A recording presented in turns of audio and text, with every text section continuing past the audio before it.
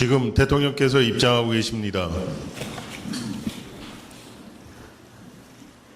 먼저 국민의례를 하겠습니다. 모두 국기를 향해 주시기 바랍니다. 국기에 대하여 경례.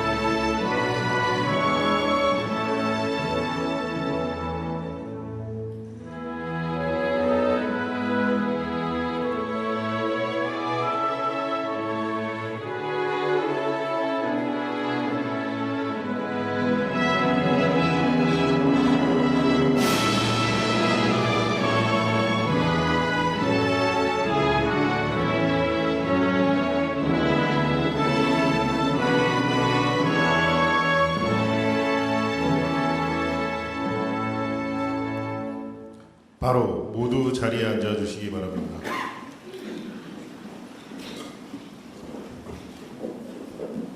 제31회 국무회의입니다. 대통령께서 개회선언과 함께 모두 말씀을 하시겠습니다. 네, 제31회 국무회의를 시작하겠습니다.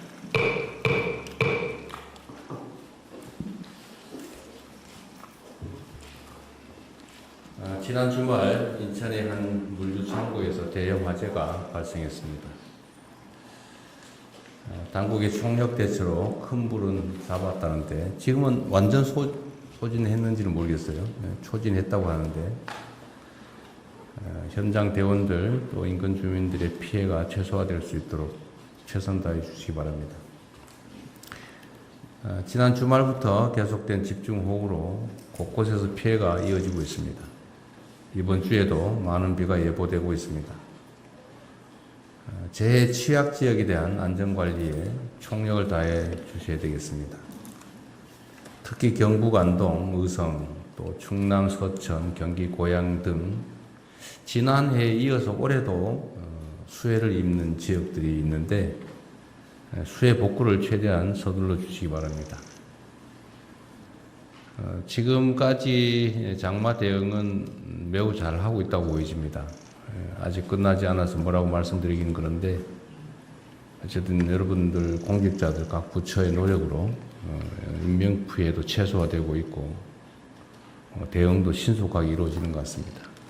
앞으로도 지속적으로 경계심을 가지고 대응해 주시기 바랍니다.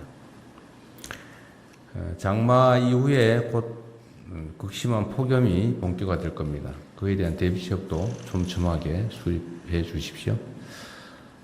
냉방시설 이용이 힘든 취약계층들의 경우에는 열대야 때문에 또 더 큰 고통을 겪게 됩니다.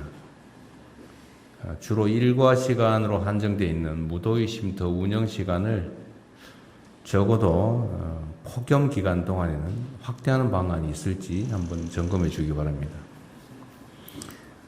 아울러 시장, 군수, 구청장들께서는 여름철 재해 대책에 특별히 집중해서 가용한 모든 역량을 투입해 주시길 부탁드립니다. 무엇보다 주민 안전이 중요하지 않겠습니까? 그리고 이거 상당히 좀 특이할 만한 상황이 있더군요. 보통 장마가 끝나면 그 수해로 인한 복구 사업을 하게 되는데 제가 시장 도지사 할 때 경험에 의하면 조사하는데 뭐 몇 달, 또 심사 받는데 몇 달, 예산 편성하는데 한참 걸리고 그래서 겨우 예산 확보해가지고 공사 시작하려고 보면은 바로 또 장마가 시작되고 그러죠. 우리 김성한 구청장도 한때 겪었던 일이기도 할 겁니다. 근데 이번에 보니까 장마철 이전에 그 재복구 사업이 얼마나 끝났느냐를 통계를 뽑는데 올해가 10년 중에서 최고치를 기록했다고 하네요. 장마 시작 전에 93.7%가 끝났다. 이게 최고치라고 합니다. 각 부처나 각 지방 정부들이 매우 잘 대처해 주셔서 감사드립니다. 어쨌든 이런 조치를 통해서 이제 수재나 피해가 줄어들고 또 그에 따라 인명피해나 이런 것도 가능성이 줄어들기 때문에 이번에 이렇게 지금까지는 잘 대응하고 있는 게 이런 것들도 큰 영향을 미쳤던 것 같아요. 감사드립니다. 이런 최고치 갱신 이런 기록 나오면은 여기에 해당되는 우리 공직자들 뭐 다들 노력했지만 전원을 다 하기는 좀 어려우니까 몇 사람 뽑아가지고 좀 포상하든지 해주면 좋겠습니다. 올해 부처별 업무 보고가 지난주부터 시작됐는데 이제 대상 기관 절반 정도가 보고를 마무리했습니다. 특히 이번 업무 보고에는 국민 참여단이 참석하고 있습니다. 그리고 또 많은 국민들도 온라인을 통해서 실시간으로 댓글 등을 통해 의견들을 주고 계십니다. 각 정부 부처와 기관들은 업무 보고를 통해서 우리 주권자들께서 직접 지적한 사항들을 그냥 흘려버리지 말고 정책에 세심하게 반영해 주기 바랍니다. 아마 그 온라인 의견, 방송에 들어온 의견은 사실은 따져보면 엄청 많을 수 있는데 그게 다 국민들의 의견이고 이미 알고 있는 거라면 참고하시고 새로운 거라면 우리가 어차피 직면할 문제들을 미리 알려주는 거기 때문에 귀하게 여겨주면 좋겠어요. 근데 그런 걸 사전적으로 잘 대비하는 게 국정에 대한 평가를 개선하는 길이 될 겁니다. 정부 임기가 지금 2년 차에 지금 접어들었습니다. 지금이야말로 국정 전반의 속도를 더욱 높여야 될 때입니다. 1년은 준비하는 과정이었다고 보더라도 이제는 이제 달려야 할 때죠. 다 잘하고 계십니다. 여러 가지 해야 될 일들이 많은데 전에도 말씀드렸지만 우리가 임기 초에는 큰 돌 집어내는데 주력했다면 이제 큰 돌은 대충 집어냈고 이제 중간 돌, 잔돌을 좀 집어내야 될 때가 됐습니다. 좀 양이 많아지죠, 점점. 손도 많이 가고. 그러면 끝이냐? 그 다음에 자갈돌 집어내야 됩니다. 그건 다음에. 어쨌든 국정의 속도를 높여주시고, 공무원들이 그래서 공직자들이 성실해야 됩니다. 그리고 이 공무라고 하는 게 사실 개인적인 또는 뭐 사업이나 또 개인적인 일과는 좀 차원이 다른 게 너무 많은 사람들이 관련되어 있다는 겁니다. 그러니까 지방정부는 해당 지방의 구성원 수만큼, 국가 사무는 소위 국정은 국민 5,200만에 관계가 되어 있죠. 그래서 우리는 뭐 공사 이런 걸 구별하지 않습니까? 그래서 우리는 공적인 일을 하고 그에 대해서 책임을 지는 사람들이기 때문에 어쨌든 일상적으로 국민들의 삶에 어떤 영향을 미치는지, 또 좋은 영향을 미치는 건 무엇이 있는지, 또 나쁜 영향을 미치고 있는 건 어떤 건지를 정말로 세심하게 일상적으로 신경 써야 됩니다. 국민들의 삶에 대한 적극적인 공감, 이해가 매우 중요하다고 판단됩니다. 뭐 당연하지만 가끔씩 잊어버릴 수가 있어요. 어떤 정책이나 개혁도 국민의 삶과 동떨어져서는 성공할 수 없습니다. 우리들의 이상과 가치 중요하지요. 그것 때문에 우리가 공직을 하기도 하고 정치를 하기도 하지만 더 중요한 것은 그 권력을 맡긴 그 권력의 귀속 주체인 국민들의 삶입니다. 가장 우선은 언제나 국민들의 삶이죠. 민생에 중점을 두는 게 좋지 않겠냐 생각됩니다. 항상 민심을 경청하고 또 이를 국정에 반영하는 자세를 잃지 않아야 되겠습니다. 또 전 부처는 지금까지도 잘 해오셨지만 언제든 정책의 전 과정을 투명하게 공개하고 끊임없이 국민과 소통하는 자세를 갖춰야 됩니다. 제가 최근에 언론 보도에 보니까 정보공개 청구 가지고 자꾸 소송하고 소송할 때까지 안 주고 있다가 소송하더라도 자꾸 항소하고 상고하고 이러면서 시간 끌고 공개를 안 한다고 하던데 이게 행정불신의 원인이 되거든요. 우리 국민들께서도 정보 공개 청구를 뭐 공익적 목적이든 아니면 뭐 다른 목적이든 요구를 할 때는 일정한 기준에 의해서 합리적이고 타당한 결정을 대개는 받아들여요. 근데 법원이 그 원고 승소 판결을 할 정도의 사안이면 사실은 최초 판단이 잘못됐다는 뜻이잖아요. 정보는 또 행정 과정을 공개하는 게 원칙입니다. 이런 거 가지고 불신을 사지 않으면 좋겠어요. 각 부처나 소속 기관들이 정보 공개에서 좀 더 열린 자세를 취해 주시면 좋겠습니다. 그 총리께서 그것도 한번 좀 챙겨봐 주세요. 이게 예를 들면 정보 공개 거부해가지고 소송 들어온 숫자나 아니면 패소 비율이나 이런 것들 좀 챙겨보시고 네. 가급적 그런 일 벌어지지 않게. 네, 부처별 현황 파악해보고 상황 일단 좀 좀 점검해보겠습니다. 그래주시면 좋겠습니다. 인공지능 얘기를 잠깐 해야 될 것 같아요. 이게 우리 생각보다 너무 빨리 또 더 너무 깊숙이 우리 삶에 들어오고 있습니다. 인공지능 혁명이 우리 경제에 새로운 활력을 불어넣고 있는 한편으로는 또 이게 너무나 영향이 크기 때문에 K자형 양극화의 그늘을 너무 빠르게 키우는 측면이 있습니다.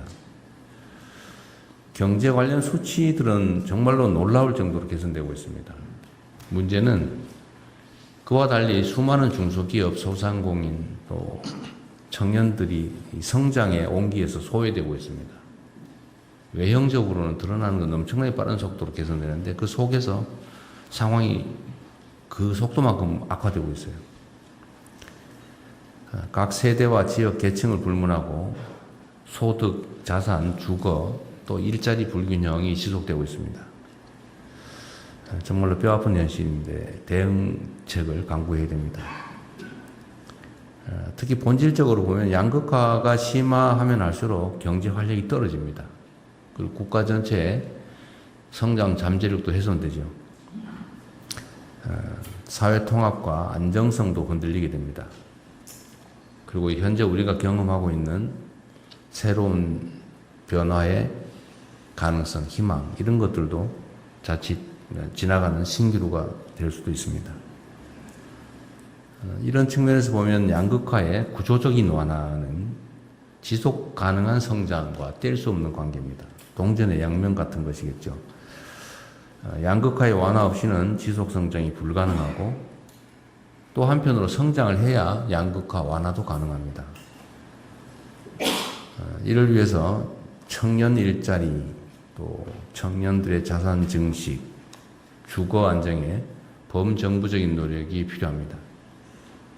중소기업 또 소상공인들에 대한 다층적인 지원이 필요하고 지역별 맞춤형 성장 엔진 육성도 총력을 다해야 됩니다.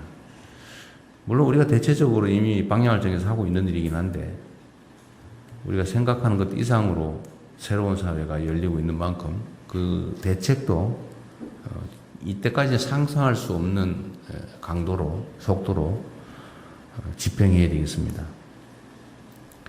우리 사회를 대체 불가 대한민국으로 이끌 핵심 축 중의 하나인 양극화 완화에 재정, 조세, 금융 등 관련된 모든 정책 역량을 총 집중해 주기를 부탁드립니다. 자, 우리 사회가 직면하고 있는 가장 심각한 문제 중에 하나, 정말 해결하기 쉽지 않은 부동산 문제 얘기를 잠깐 하겠습니다. 부동산 안정은 양극화 완화를 위한 가장 큰 전제 조건 중에 하나입니다. 현재 우리의 부동산 시장은 자산 불평등과 가계부채, 또 청년들의 고통과 소외를 심화시키는 주요 원인 중에 하나입니다. 특히 그 과정에서 극단적인 투기 수요와 불안 심리가 뒤얽히면서 상당한 정도의 사회 자본이 비생산적 부동산에 묶입니다. 이것 때문에 경제 발전을 가로막고 있죠. 무엇보다 불법과 편법이 동원되는 부동산 불로소득은 우리 사회의 공정, 상식을 파괴하고 국민 통합을 저해하는 가장 큰 주범이 됐습니다. 부동산 문제를 정상화해야 자원의 생산적 재투자가 가능하고 또 사회적 역동성이 복원되고 양극화로 인한 갈등도 해결의 실마리를 찾을 수 있습니다. 정부는 이를 위해서 속도감 있는 공급 대책과 더불어서 현실에 부합하는 실수요자 지원 대책을 촘촘하게 마련하겠습니다. 조세 제도 역시 국민의 상식과 눈높이에 기초해서 공정하고 합리적으로 정비될 수 있게 하겠습니다. 모레 23일 부동산 국민 대토론회가 진행됩니다. 망국적인 부동산 공화국에서 벗어나 국민 주거 안정과 생산적인 경제 발전으로 나아가기 위해서 우리 국민들의 목소리를 겸허하게 경청하고 또 그 속에서 실현 가능한 대안들, 대책들을 만들어내 보겠습니다. 이상입니다. 이후 회의는 국무총리께서 진행해 주시겠습니다. 네, 이후 순서는 제가 진행하겠습니다. 먼저 부처 보고가 있겠습니다. 첫 번째로는 중동전쟁 관련 비상국정운영 및 대응 현황에 대해서 재정경제부 장관께서 보고해 주시겠습니다. 예, 보고 드리겠습니다. 최근 미국 이란 간의 그런 무력 충돌이 다시 재개되고 호르무즈 해협에 봉쇄가 되면서 그 7월 초에 1일 날에 71불까지 내려갔던 그 브렌트유가 어제는 90불, 오늘은 조금 내려서 이제 89불대를 보이고 있습니다. 그리고 WTI 같은 경우도 7월 1일자에는 60불대까지 내려갔었는데 지금 80불대를 보이고 있는 그런 상황입니다. 환율은 1,470원대를 보이고 있습니다. 국고채 금리는 3년물이 3.8%대에서 등락하고 있습니다. 7, 8월 중에 원유 나프타는 안정적으로 확보가 되고 있습니다. 원유의 경우에는 전년 대비 110%를 7, 8월 중에 확보를 했습니다. 그리고 나프타는 7, 8월 중에 전년 수준으로 확보를 한 상황입니다만 9월 이후까지 저희들은 전쟁 상황을 봐서 더 확보하는 노력을 해야 될 것 같습니다. 원유의 경우 9월에는 지금 90%까지 이렇게 확보해 놓은 그런 상황입니다. 6월 취업자 수가 지난달에는 4만 명 줄었다가 6월 달에는 6만 3천 명 증가로 나타났습니다. 다만 제조나 건설업 고용이 여전히 어렵고 또 청년 고용률도 하락하는 점을 감안해서 제조, 건설, 청년 고용을 좀 높이는 쪽으로 대책을 마련토록 하겠습니다. 물가는 지금 현재 그 석유로 같은 경우는 6월 26일 날 휘발유가 2,000원이 넘었고 경유가 1,996원이었습니다만 지금 현재로는 휘발유가 1,872원, 그 다음에 경유가 1,857원에서 한 130원 이상이 내린 상황입니다. 그리고 특히 국민들께서 관심 많으신 계란, 고등어, 그리고 닭고기 같은 경우는 6월 말 대비해서 한 3% 내린 상황입니다. 저희들이 수입도 확대하고 또 할인 행사 등을 통해서 가격 안정화를 총력을 기울이고 있습니다. 공급망의 경우에는 저희들이 중점 관리하는 품목이 한 40여 개가 되는데 이번 석유류 가격 인상에 따라서 전체적으로 한번 점검을 했습니다. 현재 빨간불이나 주황색 불은 없고요. 노란색 또는 초록색 불을 보이고 있습니다만 정부는 안심하지 않고 더 경각심을 가지고 공급망도 세심하게 살피겠다는 보고를 드리겠습니다. 고용에 있어서는 청년들 교육을 위해서 대기업의 교육훈련시설 등을 활용하는 K-뉴딜 아카데미가 8개 기업에서 7월 달부터 착수가 되었습니다. 8월 중에는 30개 기업에서 지속적으로 늘려나가도록 하겠습니다. 대학에서 학생들을 특수 반도체라든지 AI 교육을 시키는 부트캠프도 지금 현재 95개 대학에서 교육 중에 있습니다. 9월까지 108개 대학까지 확대해서 청년들의 어떤 전문 지식 양성 이런 거 더해서 또 반도체나 AI 등 전문 인력 20만 명 그리고 일자리 창출 30만 개 이상에 대해서 정부가 총력을 기울여서 지속적으로 대책을 강구하고 점검 마련하겠다는 말씀을 드리겠습니다. 외환에 있어서는 원화 국제화 로드맵을 지금 마련해서 원화 거래의 국제화는 물론 또 리스크 관리까지 하고 있습니다. MSCI 로드맵 과제는 주로 역외 원화 결제하는 시스템 관련한 과제만 남아 있습니다. 그래서 내년 상반기까지는 차질 없이 해서 이후 우리 자본시장의 선진화에 일정의 차질이 없도록 하겠습니다.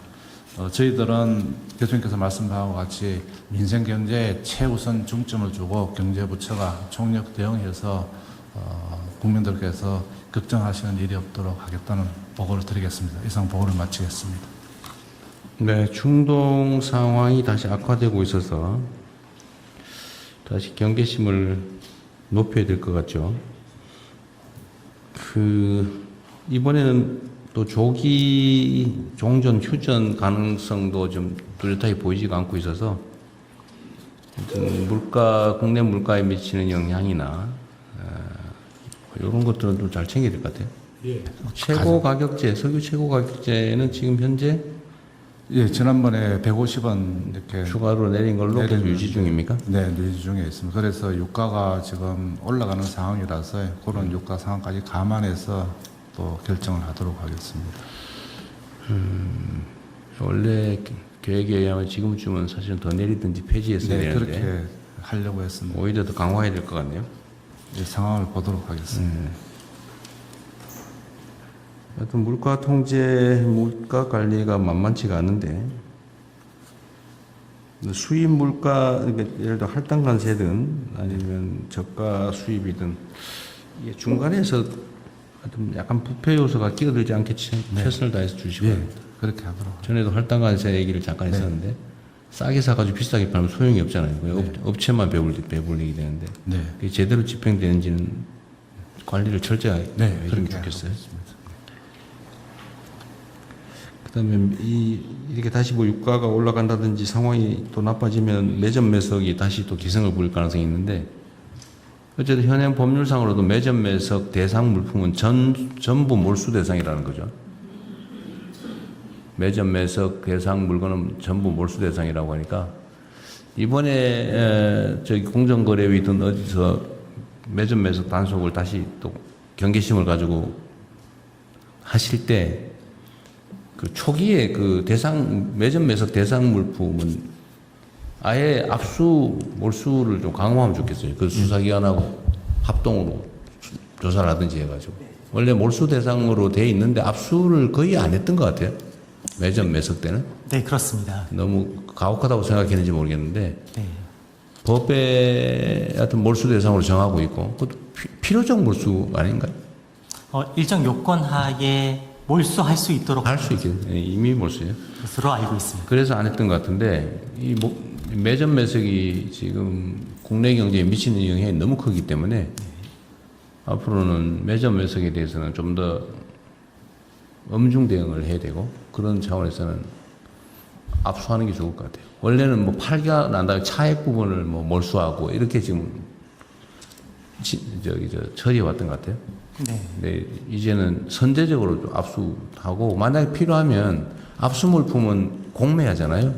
그렇습니다. 그게 뭐 법원 판결을 거치고 뭐 이런 과정이 있던데 네. 예외적으로 이런 거는 사실은 관련 압수당한 측도 그 너무 오래 묶여 있으면 손해잖아요. 물론 뭐 자기 거 아니니까 상관이 없을 수도 있긴 한데 무죄가 혹시 났을 경우에 아, 예, 그렇습니다. 피해 배상을 하거나 이럴 때 그때 뭐 손해는 전부해 주면 되니까 보전해 주면 되니까. 네, 절차가 오래 걸려 있는 게 바람직하진 않습니다. 예. 근데 이 현재 상태로는 매각이 불가능하게 됐을 텐데 선제적 매각이 네. 압수 물품 필요한 법 개정을 해서라도 조기에 정리할 수 있게 하시고 압수나 이런 것은 좀 원활하게 하는 게 좋을 것 같아요. 필요한 법 개정도 검토를 하십시오. 네, 이제 매점 매석이 미치는 악영향이 너무 커서 그래요. 네, 몰수제도 개선을 위해서 기재부에서 담당하고 있는 물가안정법의 몰수 관련 규정을 네. 개정하기 위한 작업을 지금 검토와 함께 진행 중에 있습니다. 하고 만약에 그게 이제 억울한 압수나 몰수했다고 하면 그 손해는 충분히 보전해 주면 되거든요. 네, 그 그렇습니다. 규정도 잘 만들어서 피해 전보도 그렇게 어렵지 않게 좀 해주면 좋겠어요. 절차적으로. 네, 저 너무 괴롭히지는 말씀대로 말고 억울한 사람 안 생기게. 현장에서 억울하네요. 법 집행이 잘 이루어질 수 있도록 각별히 챙기도록 하겠습니다. 예, 매점 매석 관련해서는 이제 재정경제부하고 같이 협력해서 재정경제부가 주관 부처이기 네. 때문에 그 공정위는 이제 그 석유화학이나 나프타 이런 쪽에 독과점화된 네. 시장 구조가 있기 때문에 그 부분을 면밀하게 살펴보고 네. 예, 하겠습니다. 전에도 이 주사기는 사실 거의 관련이 없는데 물론 간접적으로 관련이 있죠. 그걸 일부에서 매점 매석하는 바람에 그 불필요하게 주사기 값도 엄청 오르고 심지어 주사기를 사기가 어려운 상황이 됐는데 그 완전 국민 경제나 우리 국민 건강에 치명적인 피해를 입히는 거잖아요. 그 후에도 보니까 좀 매점 매석 경향이 조금 있다가 사라졌는데 어쨌든 이게 여러 영역에 발생할 수 있기 때문에 엄정하게 좀 대응을 한다는 원칙을 분명하게 하면 좋겠습니다. 대통령님 국세청장입니다. 네. 예. 아, 이 고환율이 고물가의 원인이 되기 때문에 이 기업 중에 환전하지 않고 해외에 달러를 많이 보유하고 있는 기업의 역외 탈세 여부에 대해서 면밀히 들여다보고 있었습니다. 예를 들면 달러를 조세 피난처에 페이퍼 컴퍼니에 빼돌리지는 않는지, 그리고 또 해외에서 사주일가 등에게 사회 유출하고 있지는 않는지 등입니다. 그래서 혐의 있는 기업들에 대해서 곧 조사를 착수할 예정이고요. 앞으로도 역외 탈세 여부를 계속 검증하도록 하겠습니다. 네. 이 환율이 높아지면 수입 물가 부담이 커지고 결국은 우리 서민 물가에 악영향을 미치는데 이게 환율이 사실 지금 현재 상태로는 과거 관념에 의하면 좀 이상하다는 거죠. 뭐 1,500원, 뭐 1,560원 그렇게 가는 게. 그 중에 하나가 수출에 의한 경상 수지가 현재 지금 전반기에만 해도 과거 작년을 넘어서 지금 1,400억 불에 5월달까지가 1,400억 불이고 5월까지만. 작년 연간이 1,230억 불입니다. 그러니까 이게 엄청난 경산 수지 흑자가 발생하고 있는데 환율이 오르는 건 사실은 과거 개념에 의하면 이해가 안 되죠. 예, 도저히 이해가 안 되는 거예요. 그러니까 그 국세청이 그런 데 관심 갖는 건 매우 잘하신 것 같고요. 또 한 가지 원인이 그 국내 그 투자자들의 해외 주식 투자. 이게 지금 작년까지 연간 100조 원 이상 예, 한 200억, 300억 불 정도까지. 1,300억 불이 해외 주식 투자했다. 그러면 우리 돈으로 하면 한 200조 원 정도가 해외 주식을 투자했던 거잖아요. 네네. 이것 때문에 저기 해외 주식 투자에 의한 외환 유출을 좀 관리해 보자고 해서 아마 네. 개별 주식 레버리지 제도를 도입했던 것 같아요. 예, 작년에 사실은 그 일반 레버리지 상품이 홍콩이라든지 해외에서는 그 이미 있잖아요. 그러니까 있었습니다. 뭐 삼성전자도 하이닉스든 그 말고도 여러 종목들이 있는 네, 거였는데 3배까지도 또 어떤 나라는 심지어 있었어요. 그러니까 이 레버리지가 2배, 3배까지 되는 해외 그 레버리지 상품이 있으니까 국내 투자자들이 해외에다가 이게 네. 투자를 하니까 그걸 국내에서 소화를 하자고 아마 삼성 그리고 하이닉스에 대해서 2배의 그 레버리지 상품을 개발했던가 봐요. 네. 근데 이게 어쨌든 주가의 급등에 따른 일종의 조정, 뭐 일부 급락, 이 조정을 좀 심화시켰다는 비난이 있어요. 근데 이거 지금 예를 들면 의견이 다르던데 이게 주식시장의 불안정을 심화시켰다. 또 한쪽은 애초에 기대한 대로 해외에 2배, 3배 되는 레버리지 투자를 완화해서 국내로 예를 들면 국내 투자를 늘리는 즉 외환 유출을 줄이는 효과가 있었다. 이 양론이 있는 것 같아요. 이 상황 좀 어떻습니까? 혹시 뭐 보완 대책이 있는지 한번 내기를 잠깐 어디 담당 부서 갈까요? 이걸 금융위 소관인가요? 네, 그렇습니다. 한번 상황이 어떻게 됐는지 간단하게 말씀 한번 해봐 주시죠.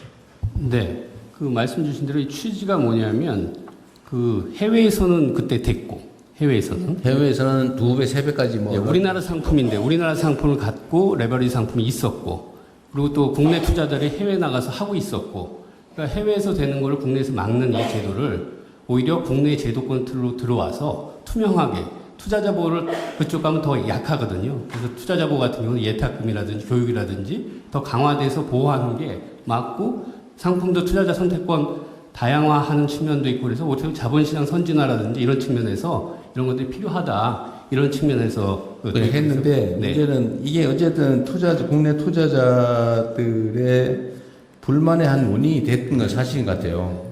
그러니까 이게 이제 상승 국면에서는 오히려 상승을 심화시키고 격화시키고 하락 국면에서는 하락을 좀 심화시키잖아요. 어쨌든 이 레버리지라고 하는 게 지렛대니까. 근데 이게 이제 아까 얘기한 대로 이 불안정을 강화하는 건 분명한데 이게 외환 시장하고 연동이 돼 있었던 것 같다 이 말이야. 아까 내가 얘기한 대로. 근데 그 효과는 어땠는지 어쨌든 시장에서 이거 문제다라는 지적이 있잖아요. 네. 그럼 그에 대한 보완책은 뭔지 네. 아니면 원래 뭘 잘못한 건지 한번 그 얘기 간단하게 한번 들어보고 싶어요. 일단 효과는 어때요? 애초에 기대했던 대로 외환 시장 안정에는 도움이 됐습니까? 실제로 그 홍콩에 그게 한 20조 정도 있는 건데요. 그러니까 국내뿐만 아니라 해외 투자자들로 해서 한 20조 정도 되는데 거기 한 최근에 보면 17조 정도로 줄긴 했는데 그다음에 이제 거기에 국내분이 얼마 있었냐 보면은 국내 투자분도 줄긴 줄었습니다. 그리고 또 실제로 보면 야, 그거 얼마 줄지 않았냐 그러지만 만약에 이게 없었다면 거기로 더 가지 않았겠느냐 뭐 이런 얘기도 좀 있을 수가 있고요. 환율 안정에는 도움이 됐다. 고 본다. 그러니까 이제 그 나갔던 부분을 당연히 그러니까. 예, 들어오는 부분이 있었고요. 그다음에 국내 주식시장의 불안정이라고 하는 불안정 심화라고 하는 마이너스 효과도 있잖아요. 이제 그런 부분들은 기본적으로 지금 글로벌 반도체 종목 자체가 워낙 출렁임이 많습니다. 우리뿐만 아니라 뭐 일본의 키옥시아, 그다음에 미국의 샌디스크 뭐 이런 것들은 더 출렁입니다. 우리보다 더 심했다고. 예, 반도체 종목 자체가 지금 기대랑 우려가 막 서로 혼재되면서 그때 막 출렁이고요. 근데 이제 우리나라 같은 경우는 삼성전자랑 하이닉스가 예전에는 한 22%였거든요, 시총에. 근데 작년 말에 한 30%, 그다음에 금년 최근에는 53%. 그러니까 출렁이는 거에 맞는 면적이 훨씬 더 커졌습니다.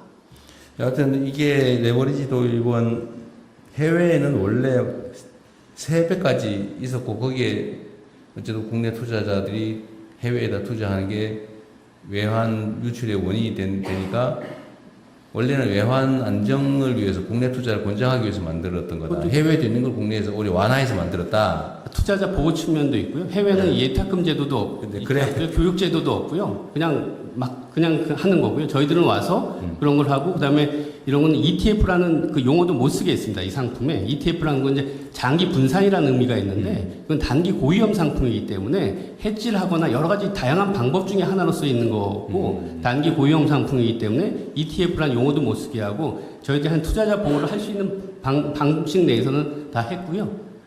하여튼 그 당국으로서는 나름의 노력을 했다고는 하지만 시장에서는 필요 이상으로 시장 불안정을 키웠다라고 하는 비판이 있고 그건 환율 안정이라고 하는 측면의 정책 효과를 노렸다고는 하지만 뭐 국민들이야 그런 것까지 고려해야 될 건 아니고 하여튼 주식시장 참여자들 입장에서는 이거 정책상의 비효율 또는 문제가 훨씬 더 크다라고 보니까 그 어쨌든 보완책은 신속하게 또 충실하게 만들어야 됩니다. 지난주에 시간이 너무 오래 걸리는 것 같기도 하고요. 지난주 목요일 날 발표를 했습니다.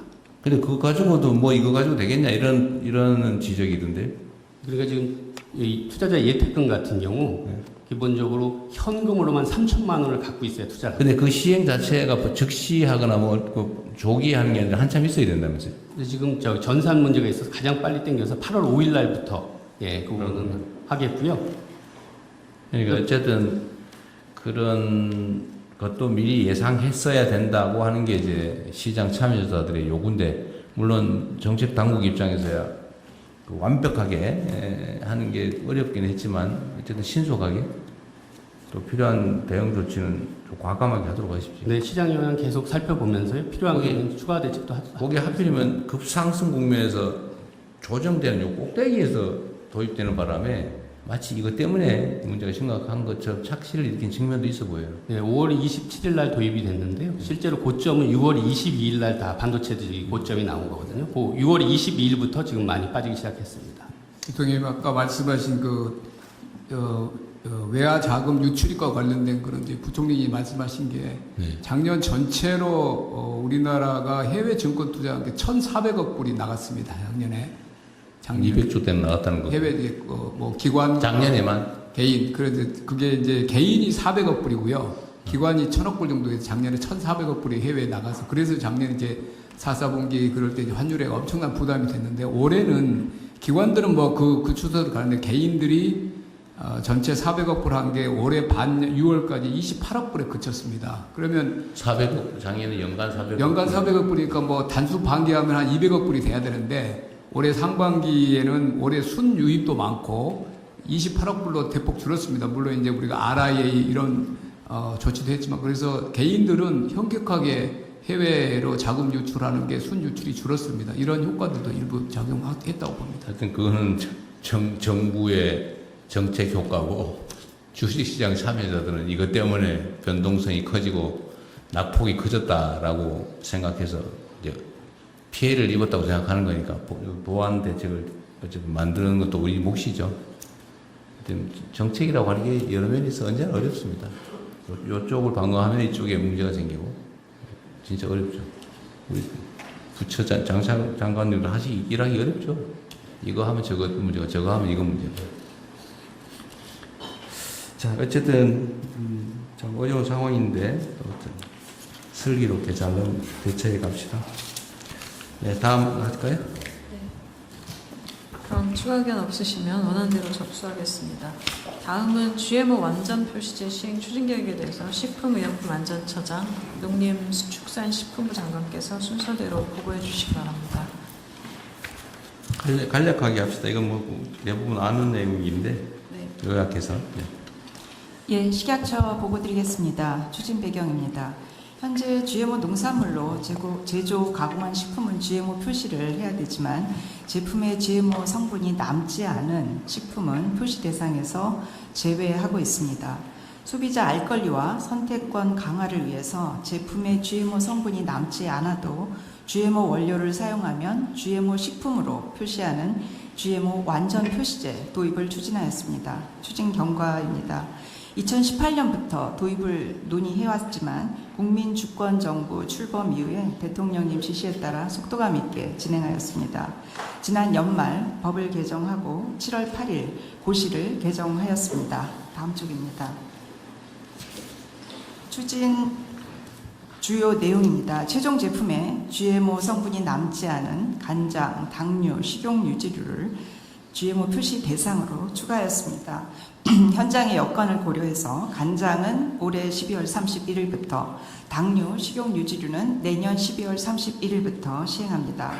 소비자, 업계, 주요국을 대상으로 설명을 통해 안정적인 제도 시행을 지원하고 해외 현지 점검, 통관, 유통 단계별 정밀 관리 등 빈틈없이 관리해 가겠습니다. 향후 계획입니다. 완전 표시제를 안정적으로 정착시켜 나가면서 비의도적 혼입치 등 제도 개선을 지속해 나가겠습니다. 정책 연구로 제도 개선에 따른 사회경제적 영향, 소비자 편익 등을 분석하고 이를 토대로 사회적 합의를 이어가겠습니다. 이상 보고를 마치겠습니다. 일단 요 보고와 관련해서 좀 몇 가지 얘기하고 가면 좋겠네요. 네.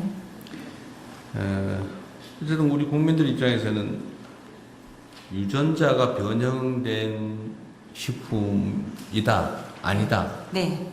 이걸 알고 나는 유전자 변형된 그 재료로 만든 식품이지만 난 먹겠다, 싸니까 아니면 뭐 다른 이유로. 근데 그걸 하려면 이게 유전자 변형 식품이 그 물질이 들어 있는지 아닌지를 알아야 되잖아요. 근데 지금까지는 사실 표시를 안 해줘서 몰랐잖아요. 지금까지는 완제품에 유전자가 있는 경우만 표시를 했습니다. 근데 이제는 완제품에 없어도 이게 깜깜이었는데 당류, 식용유, 간장에 대해서 표시합니다. 그래서 식약처장님 그 말씀이나 보고서 내용 중에 네. 그 표현 GMO 성분이 남지 않는 네. 이라고 하면 사람들이 그거 완전히 제거됐나? 네, 완전 제거됩니다. 이게 근데 제조 나는 이게 동의가 공정에서 좀 어렵거든요. 예를 들면 네. 이 유전자 변형 식품이라고 하는 게 이제 콩, 지금 옥수수, 카멜라 뭐 이런 거라는데 네. 이게 유전자는 유전자 검사를 하지 않는 한 알 수가 없잖아요. 이 유전자가 예를 들면 이렇게 생겼다고 우리는 그림으로 표시하지만 이렇게 생긴 건 아니고, 하여튼 모든 물질 유기물질, 예, 유전자, 유기물질의 유전자라고 하는 게 있는데 이 유전자를 중간에 살짝 바꿔놓는 거 아니에요. 네, 그렇습니다. 네. 생산량을 늘리거나 뭘 하기 위해서 뭘 자주 바꿔서 이 식물에 동물 유전자를 넣기도 하고 막 그러잖아요. 네, 유전자를 넣고 아니, 있습니다. 병충해 예방을 위해서 네, 네, 그렇습니다. 천적 유전자를 집어넣고 네, 그러잖아요. 네, 예, 예. 그 어쨌든 유전자가 변형이 됐는데 이걸로 이제 된장을 담궈요. 네, 그 된장을 담그는 된장으로 간장을 만들어요. 네, 여기 보니까 간장, 당류 이렇게 식용 유질. 그러니까 예를 들면 이걸 짜가지고 이제 기름을 만들어요. 네, 네. 유전자 변형이 된 식물로 만든 당류, 당, 네, 네. 간장. 네. 거기 분명히 콩의 성분이 남아 있을 거 아니에요? 거기에 유전자가 제거됐다고 하는 게 유형물로 남지 않았다는 뜻이지. 눈에 띄는 물질로 남지 않아 있다는 거지. 유전자 자체가 변형된 유전자 자체가 제거됐다 이렇게 말할 수 있어요? 네, 이 제조 공정에서 예를 들어서 콩은 유전자를 다 제거해요? 콩기름을 짭니다. 콩기름을 콩기름 짭니다. 짜요? 네. 이 기름을 짜고 나머지는 다 이제 버리는데요. 그 콩기름에는 유전자가 없어요? 네, 왜냐하면 유전자는 수용성 물질이기 때문에 좀 어렵게 얘기하면 이 기름하고 물은 섞이지 않습니다. 그래서 수용성은 제거가 되고 또 이것을 좀 더 완벽히 알기 위해서는 PCR이라고 해서 대통령님 코로나 때 왜 우리 PCR 많이 하지 정상. 않았습니까? PCR을 하면 모든 그 GM 유전자는 공통된 유전자 조각이 있습니다. 그러니까 이걸 집어넣는 카세트 같은 게 있는데 이 집어넣는 카세트의 이 조각이 모든 GM 유전자는 공통인데 이걸 PCR을 하면 다 알 수 있습니다. 아니. 그래서 안 나옵니다. 그게 검사를 했는데 안 나오더라는 거지. 이론적으로 제거될 수 있냐 말이에요. 아니, 예를 들면, 된장을 가지고 이제 간장을 만들잖아요? 그 된장의 핵심 재료는 콩이잖아요. 그 콩은 유전자를 변형해서 생산된 콩이잖아요. 근데 그걸 짜서 간장을 뽑잖아요. 네. 거기에 콩에 변형된 유전자 성분이 완벽하게 제거된다고 믿어요? 저도 그게 굉장히 궁금했었는데요. 제조 가공 공정을 잘 보면 네. 이 간장을 만들 때 여러 가지 분해 공정이 있습니다. 산분해도 있고 효소분해도 있고 이런 분해 공정이 있으면 단백질이 파괴가 되고 DNA도 이 조건에서 다 제거가 되는 그런 가공 공정의 DNA가 다 제거된다고요? 특징이 있습니다. 네. DNA 최소한 그래서 그 DNA가 제거된 것을 저희가 PCR을 확인을 해보면 PCR은 굉장히 미량까지 우리가 식중독 검사할 때도 PCR을 쓰는데요. 그 PCR이라는 증폭을 해보면 안 나옵니다. 그러니까 PCR 너무 믿지 마시고요. 그거는 있는 물질이 있나 없나 확인하는 것이지 얼마나 미량까지 할 수 있는지는 그건 다른 문제죠. 100% 완벽하게 된다고 할 수 있는. 내가 물어보는 거는 이게 그런 논쟁들이 있더라고요. 이게 네. 아니 어떻게 유형물 내가 이때까지 느끼는 유형물로 남아 있지 않는 경우는 아니 뭐 된장에서 콩 성분은 다 제거됐으니까라고 말을 하긴 하는데 내가 생각하기엔 진짜 제거되냐? 그 유전자가 변형된 이 아주 미세한 이 물질이 싹 제거되느냐? 네, 이것이 국제적으로 통용되고 있는 국제는 방법이라는 걸 말씀드리는 것입니다. 그러니까 아니 네. 이게 예를 들면 이제 모든 신물질에 대해서는 이런 논쟁이 있잖아요. 안전함이 증명되었느냐, 불안정함이 증명됐느냐. 이건 전혀 다른 문제거든요. 불안정함이 증명되지 않았다고 안전함이 증명된 건 아니에요. 이런 논쟁거리예요. 예를 들면 이게 분명히 유전자 변형된 물질로 만든 제품인데 발견되지 않았다고 없다고 할 수 있냐? 없다는 게 증명됐느냐? 있다는 게 증명되지 않았다고 없다는 게 증명됐느냐? 이런 논쟁이거든. 아니 기본적으로 생산 물질 자체가 변형 식물인데 이걸로 만든 데서 완전히 발견되지 않았다고 없다고 할 수 있냐? 네, 그런 얘기거든요. 네, 그런데 이제 식약처에서 안전성 모든 GM 농산물 네. 식품에 대해서 식약처가 안전성 심사를 하고 있습니다. 알러지 심사, 독성 심사, 그리고 non-GM에 비해서 그 GM을 했을 때 영양 성분이 바뀌었는지 그런 동등성 심사를 해서 안전성 심사를 아니, 하였다는 말씀을 드리겠습니다. 그러니까 안전하다고 했는지 불안하지 않다고 심사를 이거 다른 문제라니까요. 네. 그러니까 이거 제가 얘기 뭐냐면 이게 유해하다는 뜻이 아니고 네. 표시를 해줘야 된다 최소한. 네. 이 유전자 조작 물질로 이렇게 만든 것입니다라고 네. 표시를 해서 일단 법률적으로 행정적으로는 유해하지 않다. 아니지. 안전성 평가를 어느 정도 통과했다. 안전선까지 라고 말했습니다. 보장이 됐다라고 하지만 나는 이거 싫어. 나는 골라 먹을래. 아예 안 먹을래. 라고 할 수 있는 기회를 줄 거냐 문제잖아요. 그렇습니다. 그거는 안전의 문제와는 또 다른 차원의 문제다. 맞습니다, 대통령님. 근데 지금까지는 이 선택권을 국민들한테 사실상 충분히 보장하지 않았잖아요. 표시를 안 해줬잖아요. 표시가 안 되었습니다. 네. 표시가 안 됐으니까 기본적으로 모르죠. 네. 그러니까 이번에 표시를 하자 이런 건데 이것도 얼마 전에 제가 보고를 보니까 다 표시 다 하는 게 아니고 그 중에 뭐 일부는 유보를 했다 나중에 하겠다 뭐 그렇게 얘기를 하고 있는 것 같더라고요. 그래서 그런 표시 대상에 대해서 지금 더 연구를 하고 지금 정책 연구를 하고 있습니다, 대통령님. 그러면 이런 건 다 이제 표시를 의무화하는 겁니까? 지금 기본적으로 이게 이 식품에서 네. 주성분, 즉 이게 지금 콩기름 같은 건 콩이 주성분이지 않습니까? 네. 주성분이 콩이나 뭐 옥수수인데 제조 과정에서 그 제거가 되는 것으로는 그 지금 간장, 당류, 식용유, 그 다음에 술, 주류 이렇게 4가지가 주로 있습니다. 근데 주류는 사실은 소비자 단체에서 GM을 표시해달라는 요구가 좀 적었고 그리고 주류는 네, 주류에도 일부 증류주에는 물론 와인은 아닙니다. 와인 같은 건 아닌데 주류도 일부 증류주에는 GM 농산물을 사용을 할 수 있는 그런 가능성이 있습니다. 근데 소비자 단체에서 주류까지 해달라는 요구는 그동안 안 하셨기 때문에 지금 이렇게 3가지로 하고 있고 또 예를 들어서 이제 이런 간장이나 물엿을 또 혼합하는 소스류 같은 게 있을 수가 있습니다. 그런 소스류에 관해서는 저희가 좀 더 정책 연구를 지금 해보겠다는 말씀입니다. 네, 모두 하지 않고 일부만 한다고 전에 제가 받은 보고서는 그래 돼 있었는데 이게 좀 그게 불분명해서 내가 드린 말씀입니다. 네, 네. 이 중에 일부는 지금 시행하는데 일부는 나중에 추가 검토하겠다. 내가 보고는 그렇게 받았거든요. 그렇습니다. 근데 그 내용이 지금 안 보여서 네, 하는 그렇습니다. 얘기예요. 제가 표시 대상 등이라고 제가 지금 써놓은 것이 그래서 아까 등자 써놨다는 거예요? 예, 표시 대상에 들어간다는 겁니다. 비의도적 혼입치와 표시 대상 등의 지금 사회적 비의도적 혼입치는 나중에 판단하겠다. 네, 지금 현재 저희가 3%를 쓰고 있는데요. 비의도적 혼입치는 이것도 지금 좀 더 개선을 해달라는 요구들도 있고. 자, 그러면은 네. 내가 받은 보고서 내용하고 네. 지금 본 내용이 약간 똑같습니다. 예. 본인은 똑같이 썼는데 내가 보이기는 다르게 보이거든요. 어떤 면이 다르게? 이게 어떤 거는 지금 시행하고 어떤 거는 나중에 시행하고 분명하지 않아요, 선이. 지금 다른 분들 보시기는 어떠세요? 그 구분돼 보입니까? 잘 구분이 안 돼요.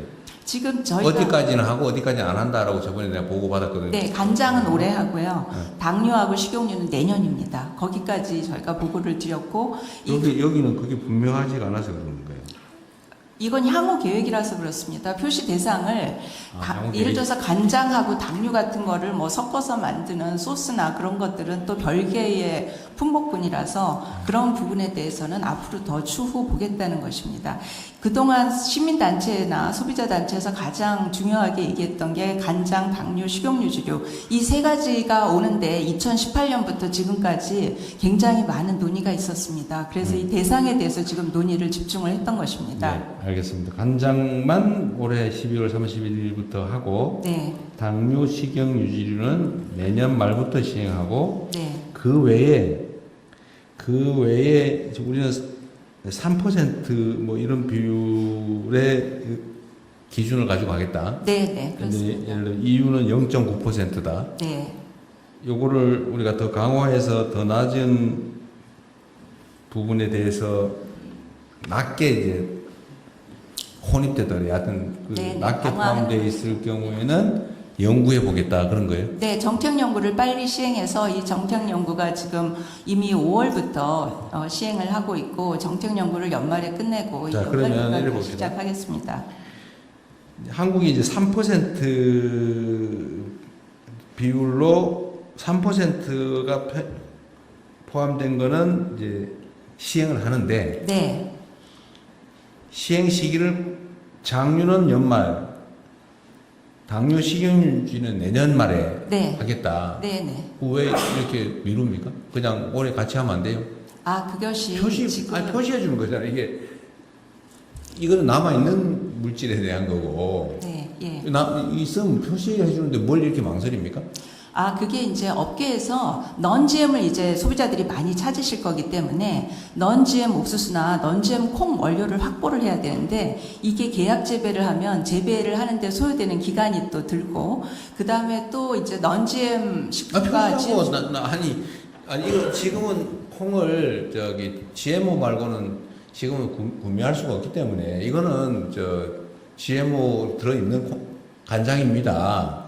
간장을 한다고 그랬으니까 당류입니다. 식용유입니다로 표시했다가 신속하게 국내 계약 재배를 해가지고 국내 콩으로 이건 국내 콩으로 GMO 아닌 겁니다라고 아예 이건 GMO 없는 겁니다. 넌 GMO라고 하면 딱 비교돼 줬잖아요. GMO 든 거, GMO 안 든 거 딱 표시해 준 소비자가 이거 GMO 안 든 거구나. 좀 비싸더라도 사 먹어야지.